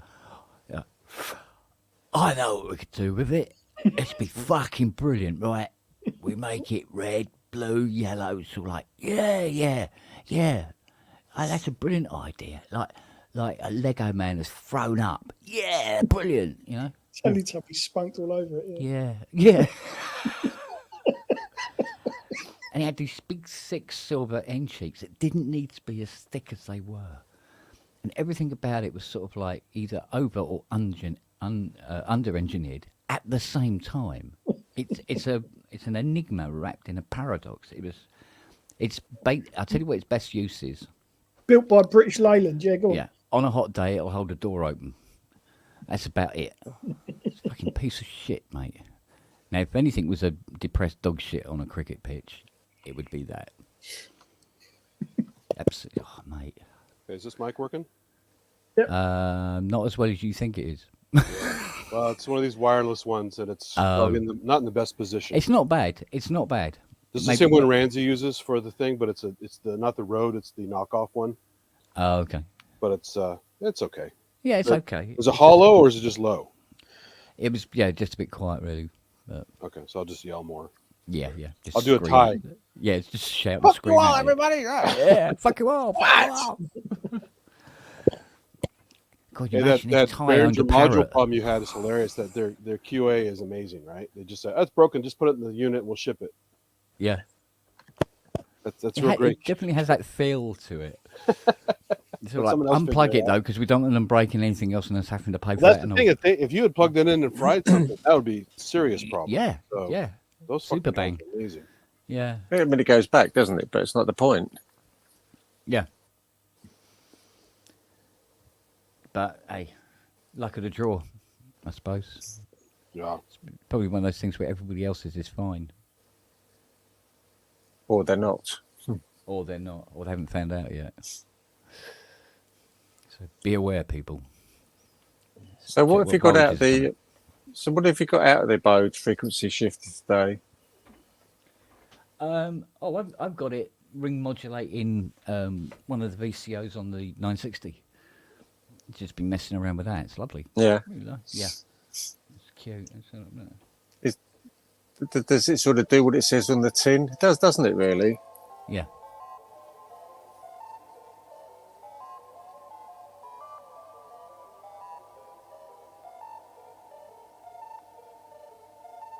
That's quite quiet, Kent. But It is. I'm not getting a lot of. okay. I just don't get a lot of juice out of this. I don't know. That's better.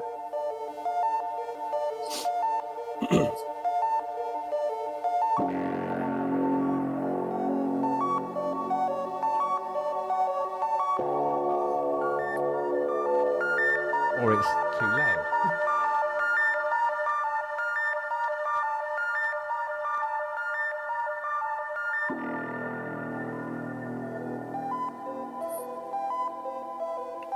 Mess with that a bit.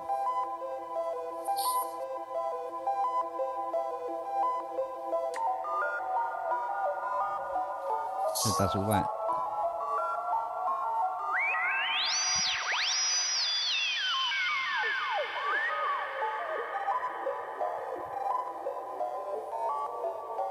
But some of the Behringer fanboys have been going, is that all it does?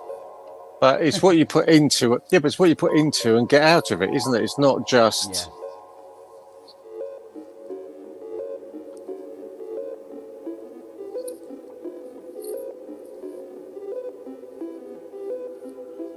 How many controls do you have on that Bode frequency shifter?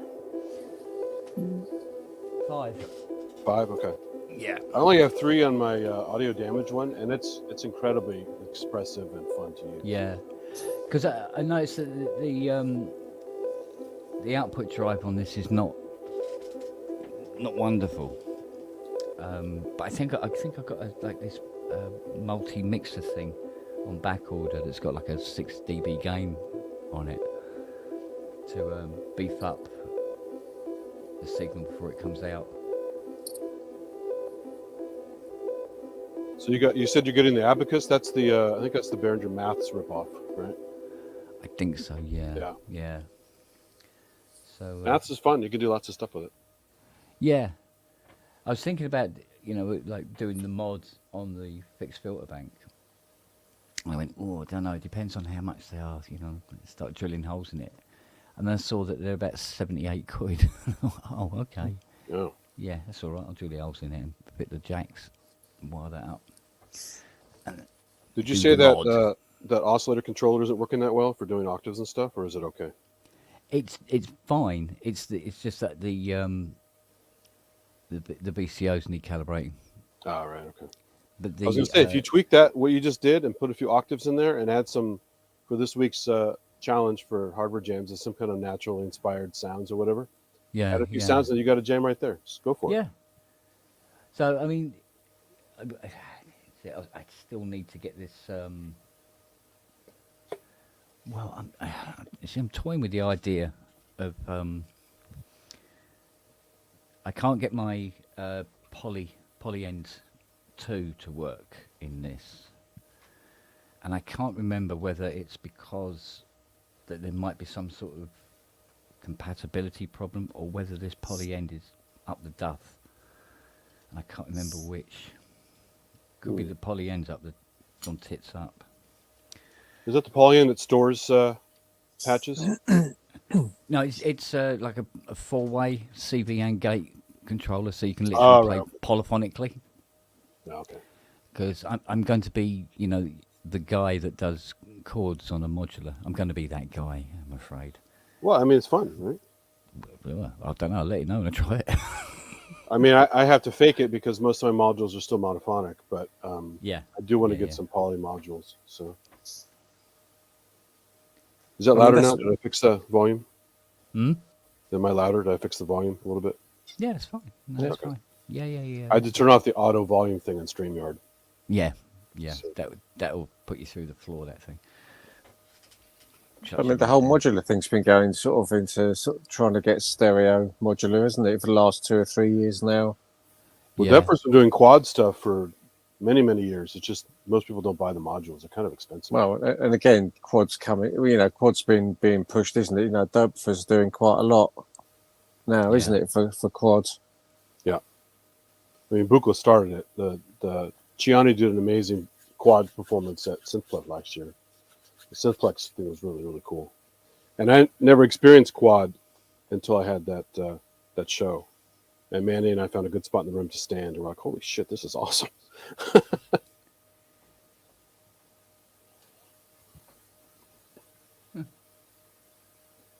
Yes, it's no, I like the I just like the experience of using it. You know, it's fun. Regardless of whether it sounds like, you know, non-1-2s or not. It's only a pain if you're in a time constraint. If you're not, then it doesn't matter. Just have fun and just, you know, happy accidents galore. It's just fun, just plugging things in and see what happens and what you get, you know. So the other thing is, I mean, it's hardly the weight or the size of a real one. Christ, oh it's yeah, heavy, Jesus, especially that bottom cab. Oh my God. I bet. Yeah. Got big ass power supply in there, right? Yeah, it's a right old chunky monkey. Yeah, so it's I mean, plus the price of them now. Forget it. It's not going to happen. Just not going to happen, mate. They're so expensive now. I mean, I missed out on the chance to get that reissue, but even that, like I said, even that was too much. That's the one that Kai has, right? The reissue. Yeah. That was 50k, wasn't it? Something like that. It's something like 50k. Yeah. Yeah, I think it's about 50 once you get into the door. Yeah. Yeah. Yeah, but I think in the big scheme of things, I think, you know, it seems to be quite a good value for that. Yeah. Yeah, it's just that, you know, so much vintage analog costs so much. It's just the prices have run away with themselves. Yeah. There was some. The guy had 2 or 3 bits of electro comp on one of the stands on yesterday, and it didn't have prices on it, and you know, it wasn't plugged in, so I think it was there for display. But no doubt, if you ask the right questions, it'd give you a price to sell it. Yeah. But I mean, it would, you know, looking at it, it would need, you know, I think for it to be nice, it would need restoration. You know, just on the. Did the modular come with this? This is the most valuable part right there.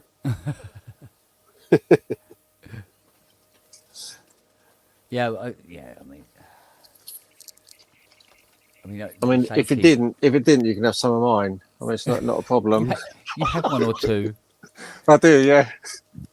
Well, I've bought so many modules, haven't I? You know, each module comes with a sticker, whether you like it or not. So, yeah, exactly.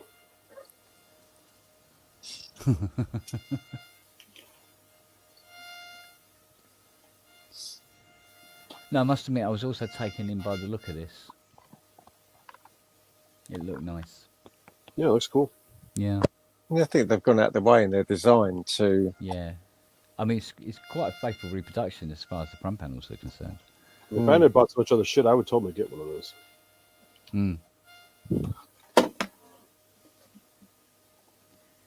But I'd like to focus now on getting the sound out of it to be more powerful, cleaner, and then find some way of making it a bit more stereo-like. But we'll see. We'll see. KSR now offering fucking Upgrades. Well, now you have that space, so you can test your. What you're going to do? Anaglyph as modules for a bit. Well, yeah, initially, yeah, it'll be sort of like modularized, Yeah. so we can concentrate on each section rather than trying to build the whole thing at once. Now you have a test section for it down there. Yeah. Yeah, pop a module in, see what it does. Make sure there's plenty of air gaps either side for the smoke. Make sure it's not 20 volts. Yeah. Yeah. Yeah, don't plug that in there. Are they 3U as well? But no, they have no particular size. It's just that they're going to end up being sort of like being built in separate parts, if you know what I mean. So technically they're modules. But that was the point about getting a coder who was, you know, into his music and his synthesizers, because you know, I can get a lot more into a unit or into a smaller space anyway, and cheaper than the original design, which was sort of like all, you know, handcrafted aluminium Bentley panels. You know, it was all fucking, you know, the best mahogany and all that sort of shit, and it doesn't need to have all that. So, But surely your one would. well, no, because it still mean that I'd have to find an exorbitant amount of money to build it. Yeah. That's the thing. More money than I fucking got, put it that way. So, and I keep getting curveballs thrown at me, like, you know, Noah and his injections now and stuff like that. So, but I have to watch my P's and Q's now anyway, because if I'm going to be doing this, buying in materials and stuff like that, and the tooling and stuff like that, I've got to be really careful what I'm spending my money on at the same time. So that's why I'm trying to get as much into this case as humanly possible before I have to start going, okay, now it's time to be thrifty. Yeah. And adopt a Scottish accent and go, I'm not spending a wee band on it. So, yeah, it'll be interesting to see anyway. But if there's more of it can be controlled by, you know, software, the better. The more software, the less electronic components has to be built and fitted, and the boards can be smaller, etc., etc. On that note, gentlemen, I'm going to bid you good evening. All right, darling. And I will catch up with you both soon. How is your mum? How's she doing? She's doing all right. Good. She's doing all right. Good. Is Yeah, she got her capacities back? 95%, yeah. Oh, okay. Yeah. Yeah, we think it's just a throwback to this fall that she had a fortnight ago. So, yeah. But yeah, Kira's going in Wednesday. We're starting all that shit. So, yeah, we're getting there. But yeah, she's doing all right. Good. Weight off, a little bit of weight off anyway. So Yeah. all is well, mate. All is well. Well, it's good that there's somebody going in then. Yeah. Keep Well, an eye on it's at the point now where we've got no choice. You know what I mean? It's got to be done. So yeah, she's doing all right now. That's all that matters. That's all I'm worried about. So yeah. Right, gentlemen. Good to see you. Hey, Matt. See you later. Good night. Be lucky. See you later, mate. Yeah, but I plugged the Technics in today, the home organ, and that's got low output on it. Yeah. Just don't know, just has. don't think I haven't actually explored anything else on the back. I've tried the left mono and the right, and they're still giving out the same. I don't know if there's anything else. It's tucked around the back now. I can't see it, but I don't know if there's something else that might be a higher output. But no idea. No sort of like low-high impedance switch on it anyway. Well, I haven't looked, to be honest. I just sort of put it on the stand and plugged everything in, and then just thought, everything's a bit quiet.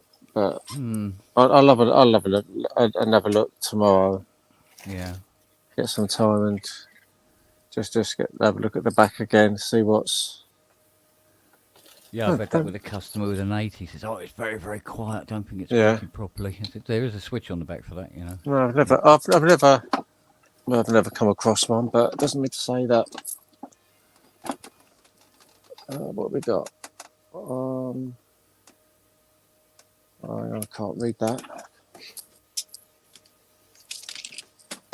Ouch.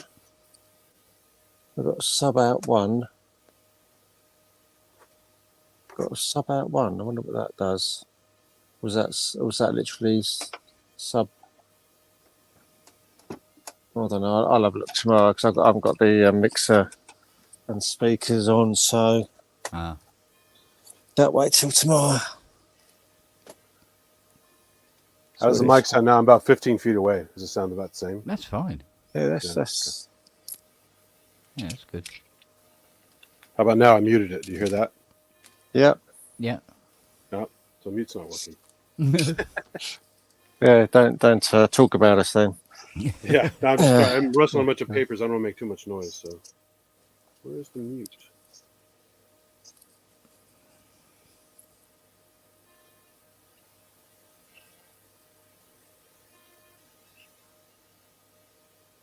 Playing something in octaves.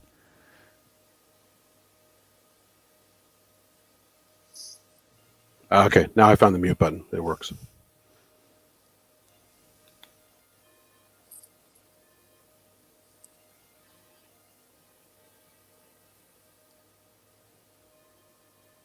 So, Kent, you ordered these other modules already? Yeah. Yeah. They're due here Tuesday. Yeah, cool. Yeah. Whether they turn up Tuesday is another kettle of fish, but yeah. What, Andertons again? Yeah. Yeah. But so, because you could literally hit them with a house brick from here, so it's makes sense to do it local.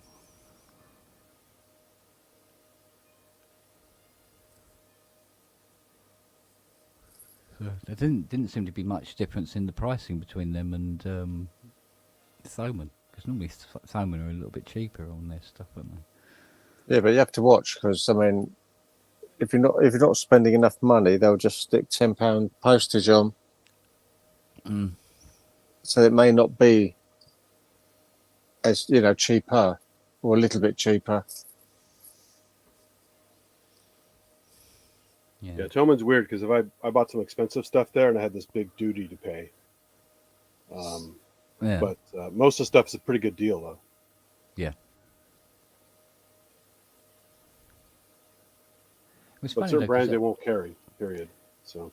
Because every time I entered like a heading like a search like Euro rack mixer, I thought it'd be nice to have a nice mixer down there as well. But it kept coming up with that bloody that Euro rack mixer, which wouldn't fit in here for love nor money. It keeps coming up with that. How many channels? How many channels do you want then? I thought probably about 8 would do it. That's quite a lot, isn't it, Andy? How many channels? I missed it. 8. Oh, that's not bad. I mean, my hex mix does 6, and then I added the expander module for an extra 4. Because Befaco do something like a 6 with plus expanders, don't they? They have a few things, but I like the hex mix because you get the EQ, 3 send returns, you get panning, you get a queuing mode for like DJ style queuing before you trigger, bring it to the mix. There's a few other little bells and whistles in there. Pretty cool. It does take up a fair amount of space though, so it's. Is that the one that Andrew Brooks has got? No, he has the Tesseract. But they're all right, aren't they? They're good. My favorite is actually, if you want a small one that has a lot of in-outs with some send returns, is the they're not making them anymore, but you can still buy them. The WMD Performance Mixer. That one's really good. You can still find them on sale. They just don't make them anymore. There's a few out there, Ken. You just need to have a bit of follow-up, what we just said, really. See what suits. I mean, Befacco would suit you because it's essentially a black face, but they tend to have quite a lot of red bits on them. For want of a better it all word. Depends on what else you want. There's so many basic mixers out there, but if you want like effects and returns, EQ, and all those other bells and whistles, then you have a limited range. But Hex Mix, I bought it from a guy in France about 4 years ago. And normally the 2 modules together, the Hex Bander and the Hex Mix, are about, at the time, they were about $1,100. I was like, whew, that's a lot.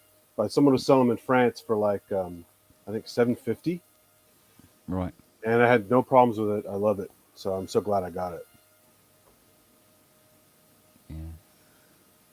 And it has those toggle mutes that are really good. So center position is off. Down is on. Up is down is partial toggle on. Up is toggle on permanent.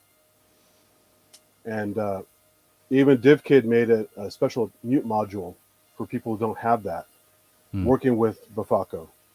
And so for the 4 ins that I added as an extra thing for my Hex Mix to make it 10, I added his 4 mutes as well. So I basically have the full functionality with 10 channels now instead of just 6. Yeah. Because I was thinking about, I don't know, it struck me because I was looking at multiples, and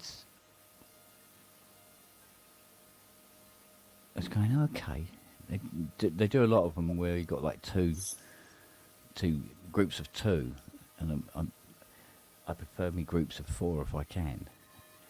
And I'm looking at it and going, hang on a minute, you got all the tools. Why don't you just make one?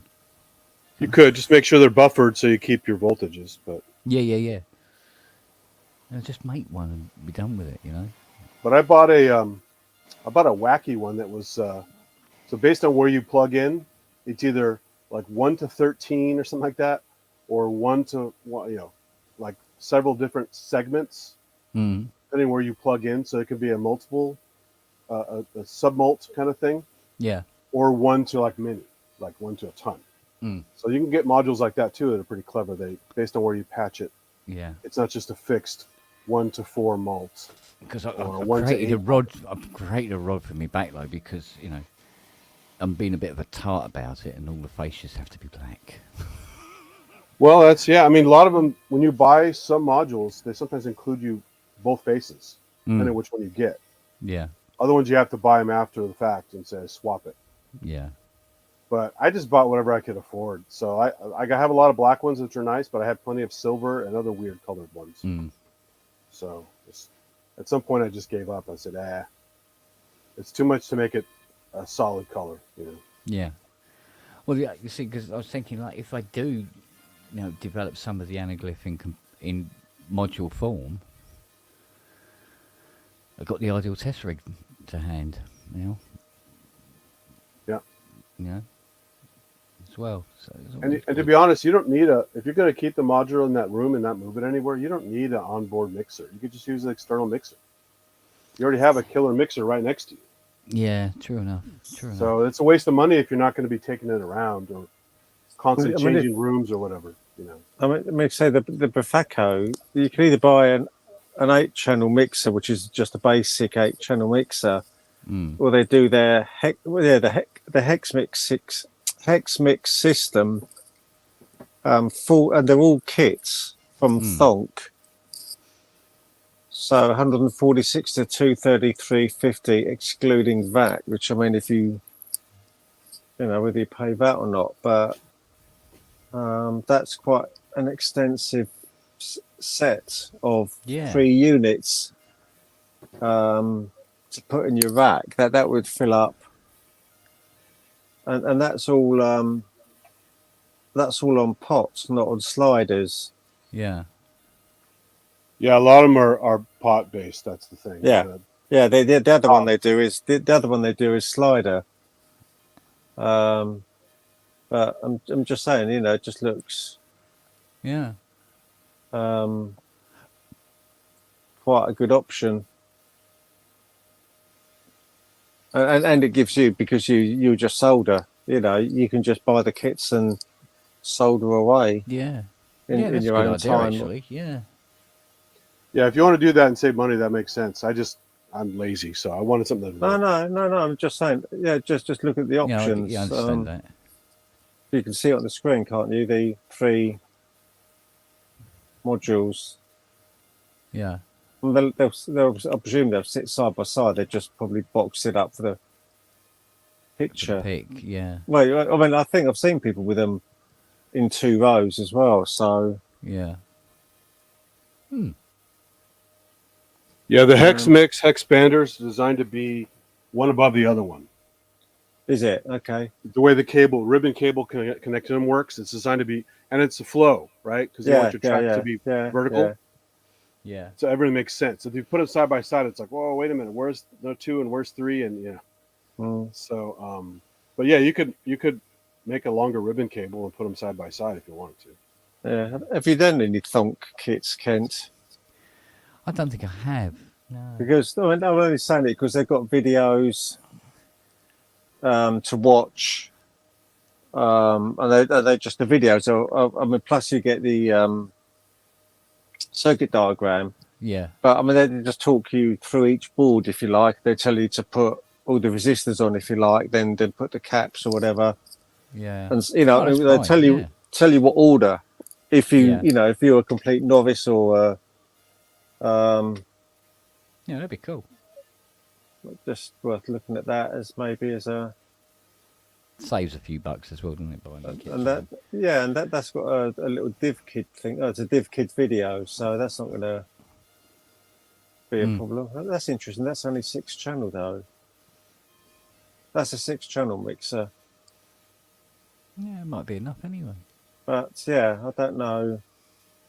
See, what annoyed me was where this little MIDI interface has come out because it's bust. I'm thinking, oh, okay, all right, whatever. And then I went, oh, do you know what?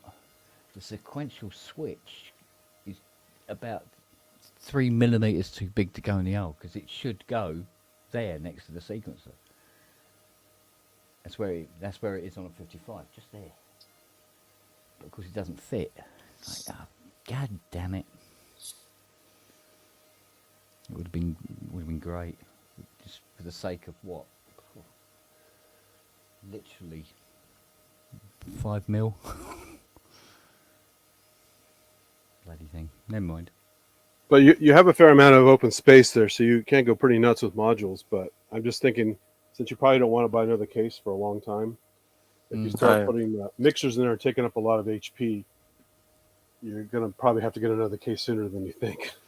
So I mean, if they could have done those, if you could have done that Thonk side by side, you'd been all right. But you probably don't want to mess up the flow of maybe with what's already in there to put your FACO system is. I don't know. I could go there because the interface could probably work just as well over here. In all honesty, so I could have one up here and then one down here. So, because I was looking at this to see if there was any way I could get that sequencer switch next to the 960. Because even now I keep going to the sequencer switch here, going, oh no, it's down here, isn't it? unless I take that out and put it down here with the sequencer switch next to it. But I don't know. Try out different combinations. God, what have I let myself in for? It's crazy. The cool thing though is you can get the Behringer 960 and that add-on thing and fit them in a Pod 64 case. Mm. So I was going to do that to start playing with that a little bit. Yeah. Yeah, but it's weird how muscle memory works. Yeah. Go to the sequencer switch and it's not there. Oh. Mine, I've stuck on a bit of Meccano. Yeah.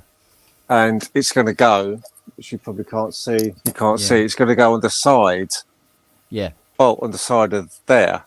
Yeah. And then I've got the 914, isn't it? Filter bank is going to sit below it. Yeah. And that because the angle of the case. Mm. Just saying that's how, whichever way it up is, that's how that's going to work for me.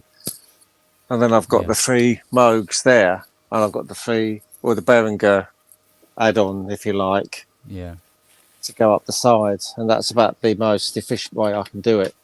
But I mean, that's the good thing about this Behringer 960 though, is that it's an absolute faithful reproduction of the old 960, right? Yeah. And it doesn't produce sound. So it doesn't come into the equation. So that is like owning a 960 with a sequential switch.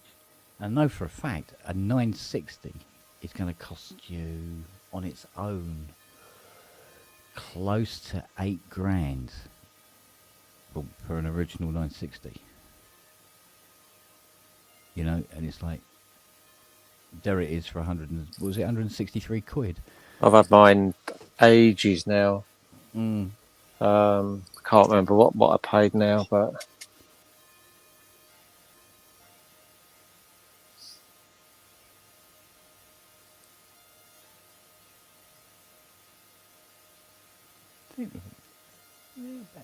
Something like about 160. Oh no, there might even be less than that. But like you said, it's quite a substantial piece of kit on its own.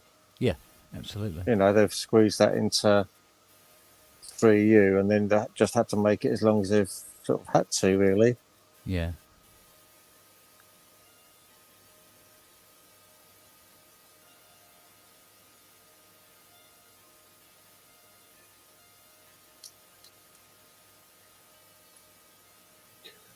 So you're looking at those Nobula modules? They're pretty cool for poly stuff. Yeah. Yeah. Oh yeah, I've got one, and it's sitting over there. I think it's just cinematic. Yeah, cinematic's the main first poly. And I do desperately want the other one they've got now. Saw Gary P. Hayes playing with it. I can't remember what it is now. Is that an organ type thingy or something? Is it? No, it's not. No, there's that. No, there's There's also Kick-Ain, which is the kick with the side chain. No.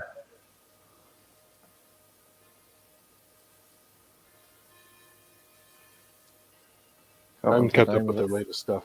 No, that's what I mean. It's that, and then something else I saw the other day. Was it?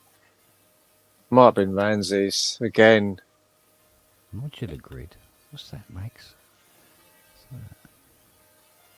Modular grid. Yeah.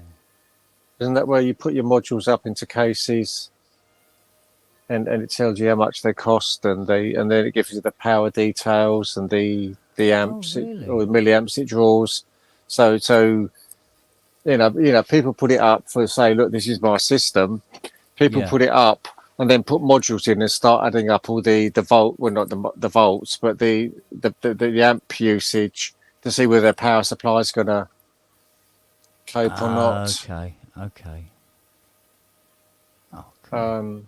And saying the worst thing is, Ken, is just to go and look at the number of modules that will be on there, whether it's by the name of the manufacturer or the name of the module or whatever, or the type, whether you want oscillators, filters, or whatever.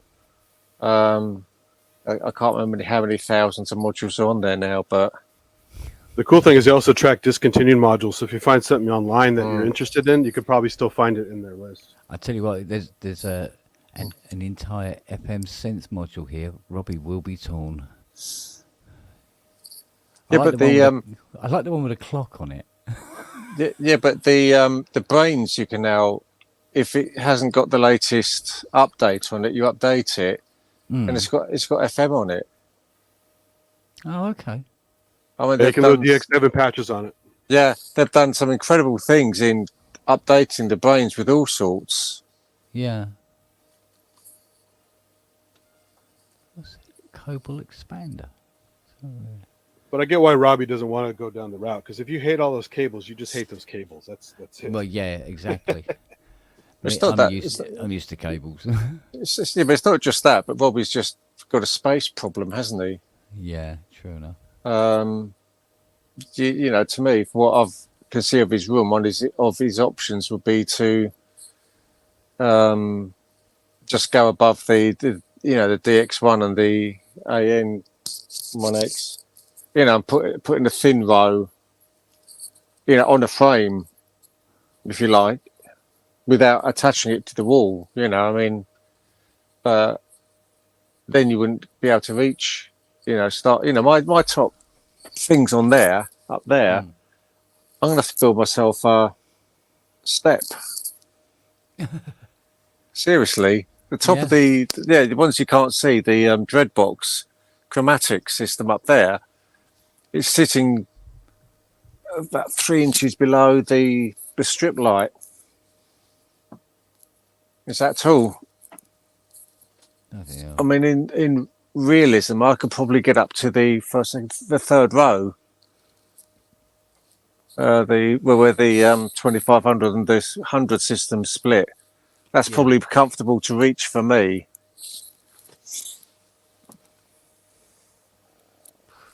So saying Ty needs a ladder for the Maximus. There's me sort of not being able to reach my two top rows. Yeah, need platform boots. Yeah. Yeah, because Fiona said to me, she goes, how long will it be before the entire room is full of this stuff? I'm going, oh, don't. yeah, but that wall looks like it's just ready, doesn't it? Yeah, it's begging for it, to be honest. So, I do like these Go cases. They're really, really nice. Yeah. Oh, yeah. I think they're. I mean, if you've got that amount of room, you know, for them, then the fact that the power is already built in, that there's an inordinate amount of power sockets on there for you to plug modules in. I mean, there's a company called 2HP, which does synth, which does Eurovac models. So they are literally that 2 HP wide. You wouldn't get many of those in one of those cases because you'd run out of power. Yeah. You can use flying bus cables for that. That's how I get around that. Yeah. Because I still have plenty of juice. It's just the actual power connectors. Yeah. No, I'm just saying, you know, if you lived the life of 2 HP modules, your bus bars and things would be, it'd be I don't know. There's one here. Look. Also, they're pretty deep too. They won't fit in some cases because they're so. No, absolutely, yeah. No, you're absolutely right. The and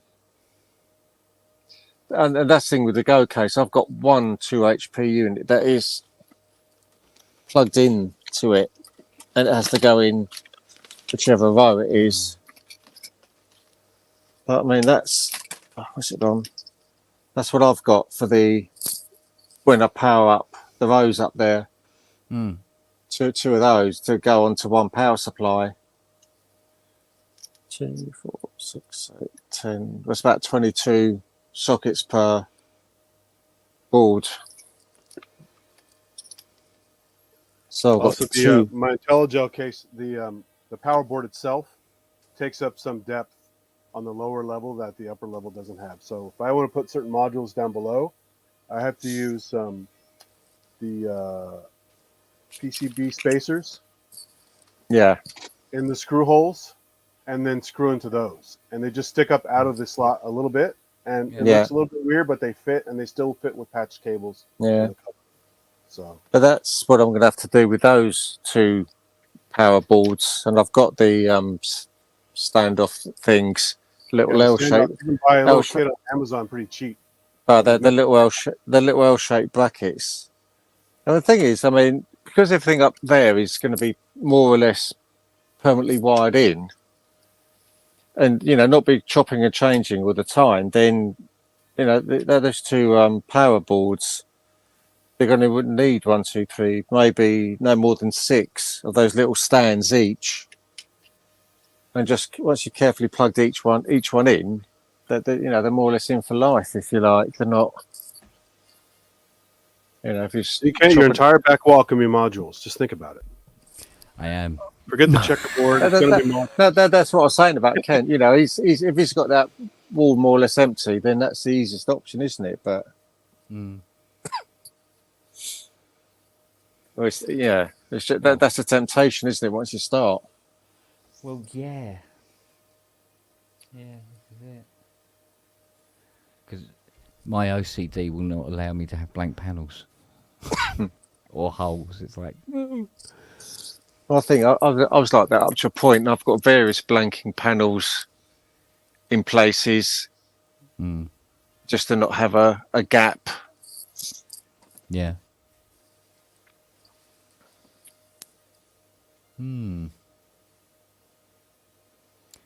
No, I can really see this becoming quite a hobby almost. Yeah, it can quickly develop into an illness. So it's a. Yeah, I saw those System 700 modules. They're about the same price, aren't they? As your System 55, I think. About the same price at the moment. Yeah. The Roland ones were a bit pricey, but I do like the Roland ones as well. That's what I was looking at, the 700s. Roland ones were about the same price, but do you mean 700 or 100? Well, there's 100M modules, isn't there? From Behringer. Yeah, Behringer do the 100M modules, I believe. Yeah, which are the ones up there. Yeah. Or 1.5 racks or whatever it is up there is. Was it Pharmasonic are doing System 700 modules? Are they? I haven't seen those. That'd be pretty cool. To be honest with you, it's not far away from what the 100M ones are like. It's slightly different, but it's not massively different, I suppose. Well, the filters would be different, I suppose. So you can always just whack the filter in and get the best of both worlds. Yeah. But an AM Synths or whatever has been doing the 100s, haven't they? If you didn't want to go down the Behringer route for that system. No, I think if I was to do another case, I'd go all sorts after that.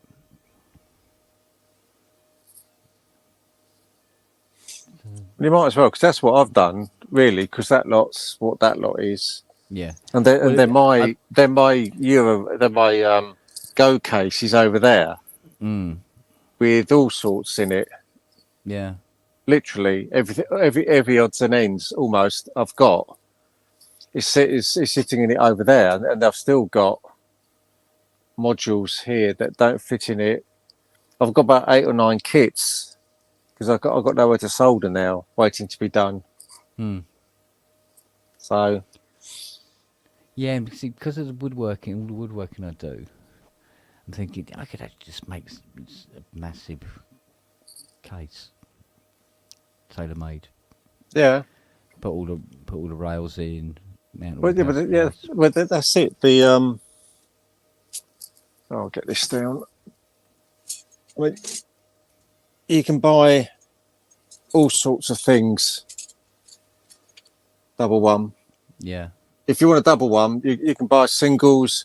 They come in probably 7 or 8 different sizes. They're all in these cases in singles. Yeah. And they all come with the nut rails in. Yeah. And things like that. It's not cheap. All these aluminium frames aren't cheap anymore. That's the only trouble. Yeah.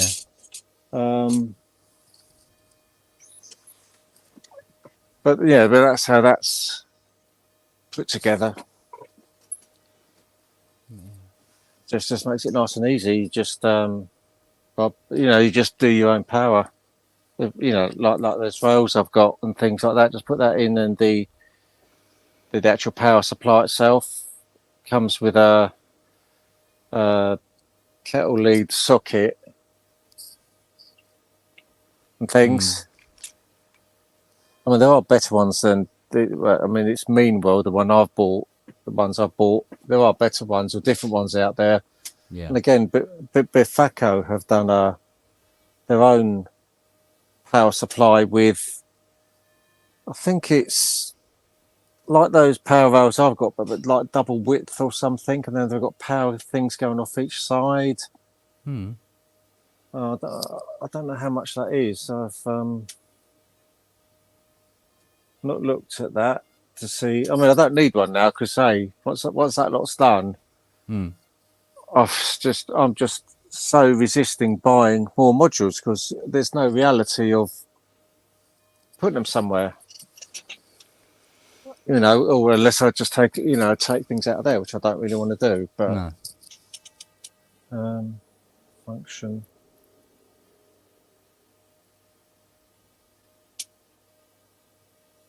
Yeah, so it's as deep as your pockets, I think, really, and the space you've got. Ooh, very nice. Muted? Am I better? Yeah, you're muted. Okay, That's sorry. right. Yeah, working at a laser company, I have a bunch of these cases they were throwing out. Oh. And they're perfect size for modular. Nice metal case, lightweight. Yeah. And you can put all that crap in here and start building up modules to move from room to room if you don't want to put one giant thing together. So. Oh, nice. Yeah, lots of options. Yeah. And this was free, so nothing bad about that. Nothing bad about that. I have some plastic ones. I have some metal ones. So, but I do like the IntelliGel cases. They just cost a fair amount. Used, they're no cheaper than like $600. And new, they're about $800. Yeah. So you really have to want them. But they make pretty lightweight, sturdy cases. They're all metal. Patch with the cover. All your stuff is saved there. Have built-in stands to a point, but I prefer them a little more vertical, so I added those little ADAC stands to it. Really nice. And then they have the 1U row for the smaller stuff. So specialty modules. Like Steppy, this really good step sequencer that they make, is better as a 1U module than a 3U module. Because it's linearly laid out, like a TR sequencer, instead of being this weird vertical format. So, interesting. So you might consider that too. If you get another case, try some 1U modules. They're kind of fun. Yeah. I'll tell you what, I better shoot. Got a big one in the morning. God, I'm not looking forward to tomorrow. What are you fixing for that? Oh, no, there's a couple of things coming in, but there's a couple of things going out. And I really want to test it at the last minute before they get here.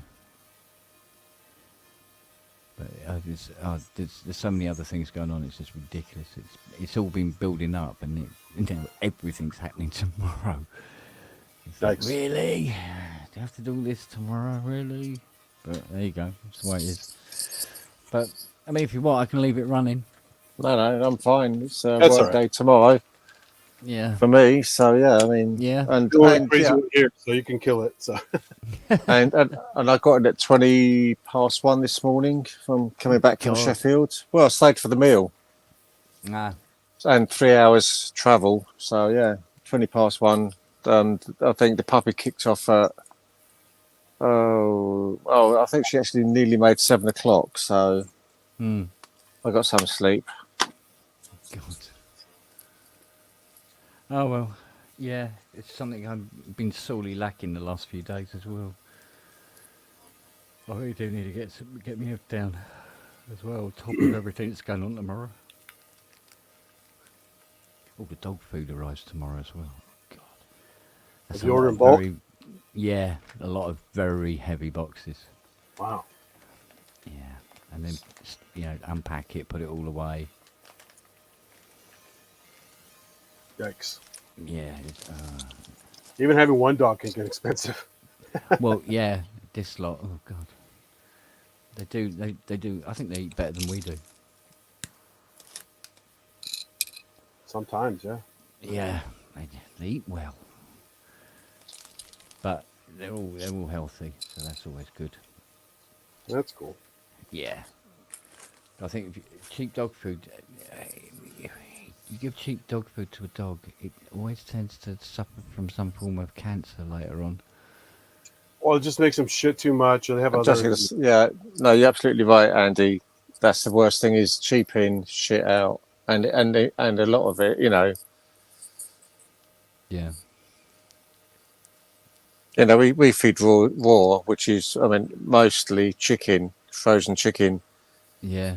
and that is that's a nice thing to pick up because it's usually solid. When I was Simple as studying to that. be a vet for a while, we did an analysis on all the different foods at the time that were available, the fancy ones, the shit ones, and all that. And it's amazing how much stuff there is to go over for dog food. It's just Yeah. how the wide gap of what's quality, what's not quality, and garbage fillers they put in there and all that stuff. It's Yeah. really bad. Yeah. Exactly. So. It all just comes out again. There's one that they've been having. They really like it, but it must have an awful lot of bone meal in it or something.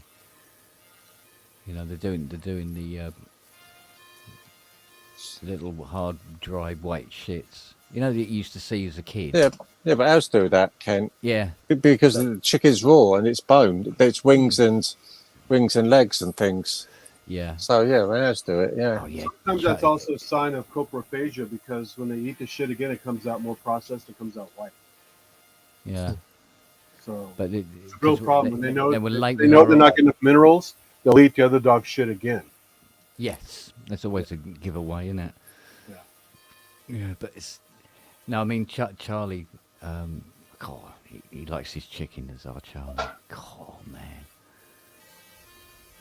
And sausages. I mean, oh my God. See, when my mate comes round, he always brings some sausages round for Charlie and the others, but mostly for Charlie. And he knows, he bloody knows when he comes in the door, all over him like a cheap suit. He loves his sausages as our Charlie. So, that's funny.